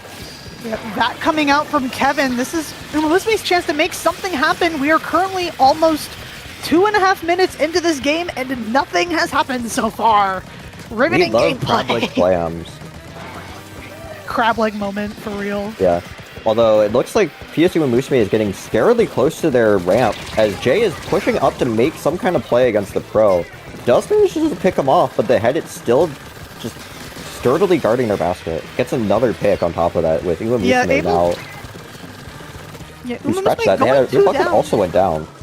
So USF is now 2 down, manages to trade numbers frontline out. Frontline head it. With USF now 4 up to PSU'MAMUSUME is 2 down with the 2 people just respawning now. Yeah, It's definitely going to be a mid retake. The respawn there is going to kind of prevent USF from getting a push in here, but they still have to get some picks, although they do have a lot of clams on them. So if they are able to get this push in, that would be devastating for PSU'MAMUSUME. Yeah, their ball does get picked off here as they're forced back to their ramp. Forward. Gal is just holding their basket now of all places while the bucket tries to come out and find them. 52 immediately tries to take a 2v1, gets picked off. There. Yeah, absolutely, but it definitely seemed to start getting something done.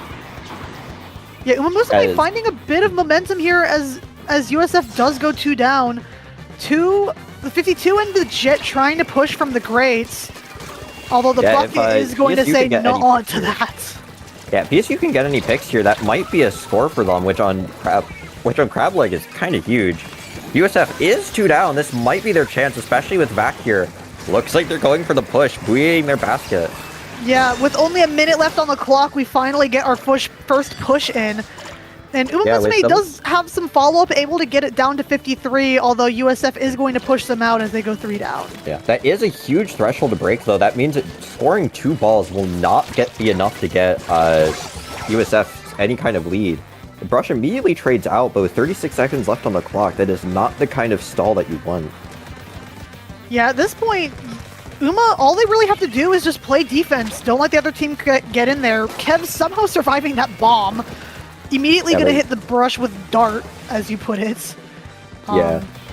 Numbers still relatively even here, as USF not really able to find an opening with the back online on UMAMUSUME.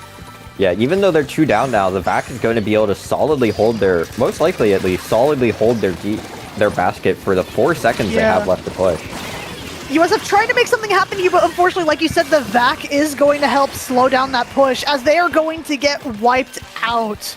That is going to put this to 3v3, as USF does not have enough time to reclaim either of their balls. The match ends there. Yeah. Ladies and gentlemen and non-binary folk, we have ourselves another Game 7. Yeah, 2 Game 7s in a doubleheader back-to-back. This is definitely something to see.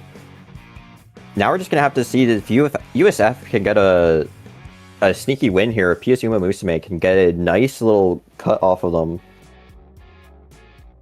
Yeah, especially because if USF wants to make playoffs, they're going to have to win this next game.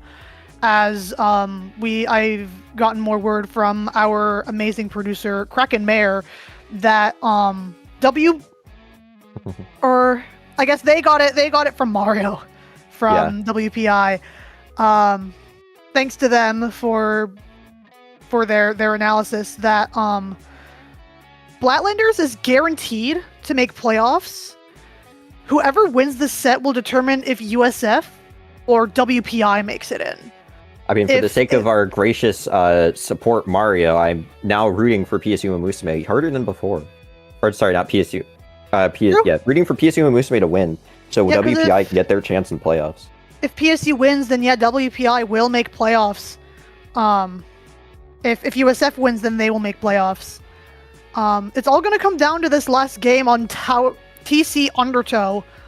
Now the last Game 7 that we saw was it was a knockout, you know. It was I mean our match on TC Undertow was also a knockout, so if the pattern holds true here, this is also going to be a knockout victory. Although which team is anybody's guess, as both teams have seemed to be fairly even, both dominating whichever match they win. Yeah, I believe we are seeing a sub. We are PSU swapping out Amia for Instar, keeping those core 3 in, as I think at this point it is a bit of a clear pattern that whenever Jay, Kev, and Arctan are in, PSU is able to win. Yeah, absolutely. I mean, like I said, they are the star players of this comp, with the other 3, no offense to them, being much newer and not nearly as experienced as Kev, who I believe is now their 8th semester of competing in CCA. Yeah, I mean, you have the trio of unks and you have the trio of babies. If I try to be funny there, Miles. It's a hydrogen unk versus a coughing baby. True. Specifically Jay. Smiles. Yeah. But anyways, now with they're almost ready to start the match here, but any further thoughts on Undertow Spillway as a map? Well, TC here, I think it mostly comes down to the second checkpoint. Like, once you get past that second checkpoint, you can kind of start to snowball it a bit. Although the third checkpoint can be a pretty nasty choke point if you haven't completely taken over the other team's plat. Looks like they have finally forced Arctan over to good old Splash Jail. Definitely not what they like to see, since this is such a potent reslider map, but definitely something that the comp can use with that long-range firepower of Crab letting them get in. Yeah, we aren't seeing any changes on the side of USF. I don't think they've changed their comp in a while. They've kind of stuck to these 4 weapons for the most part. Yeah, I mean, they did pencil in the beginning, but eventually switched to Headed. That's about it. Oh, and Dread turned to Bucket. They're immediately going to start pushing first check here with the Crab tank on tower. Very oppressive. The Splash does drop, though, trying to pursue a pick. Yeah, able to find 2. Bomb. I guess Arctan and I play Splash the same. We play it like a Slayer. Yeah, definitely an impressive showing by Max, knowing he knows exactly how to do it. Ooh, J-Money taking Char's favorite spot, trying to bait a somehow favorable 2v1. The brush does try to drop, so they go chase after the bucking, find the pick. Getting an impressive foothold in their base here, trying to just bait out the brush into a vulnerable position to let their team deal with it. Yeah, UMAMUSUME is kind of running away with this game here as USF needs to regroup in order to take this tower back as... Oh, it's just a bit of a bloodbath here as 2 go down on either side and then 3 go down on the side of UMAMUSUME, which is effectively going to end this push. It is just the wiper. Although ending a push at 8 is definitely nothing to scoff at. It's going to take a lot of hard work and effort for USF to get. They do have different coolers on the tower, so a bit of a greedy cooler there. Gets but then they get a wipe out. This might be able to snowball into a push if UMAMUSUME plays their cards right. I mean, that seems to be what they're trying to do, already poking at their spawn. Yeah, looking like they're gonna try and line up a good hammer toss. J-Buddy getting a double. That might just be game match point here. That's a huge wipe. That might just be it with that wipeout. PSU just going to run away with this tower, and like we were mentioning earlier, we have yet another knockout. And that's going to give PSU'MAMUSUME... That's going to give PSU'MAMUSUME the win, and that's going to give WPI their spot in playoffs. Yeah, truly something you love to see. We love you, Mario. Thanks for rooting us on, but that is thank you for the tea. Thank you for the tea. Yeah. I hate that I said that. Anyway, that was honestly what an evening. What an evening. Yeah, 2 incredible showings, both going to Game 7 here. And honestly impressive to see. Yeah, it is kind of funny that they kind of ended the same way, with one team just kind of knocking out on Game 7. If memory serves, I might be a bit off here, but I believe the last match on Undertow Spillway also got to 8 before the team tried to make a counter push until being immediately pushed to a knockout, so...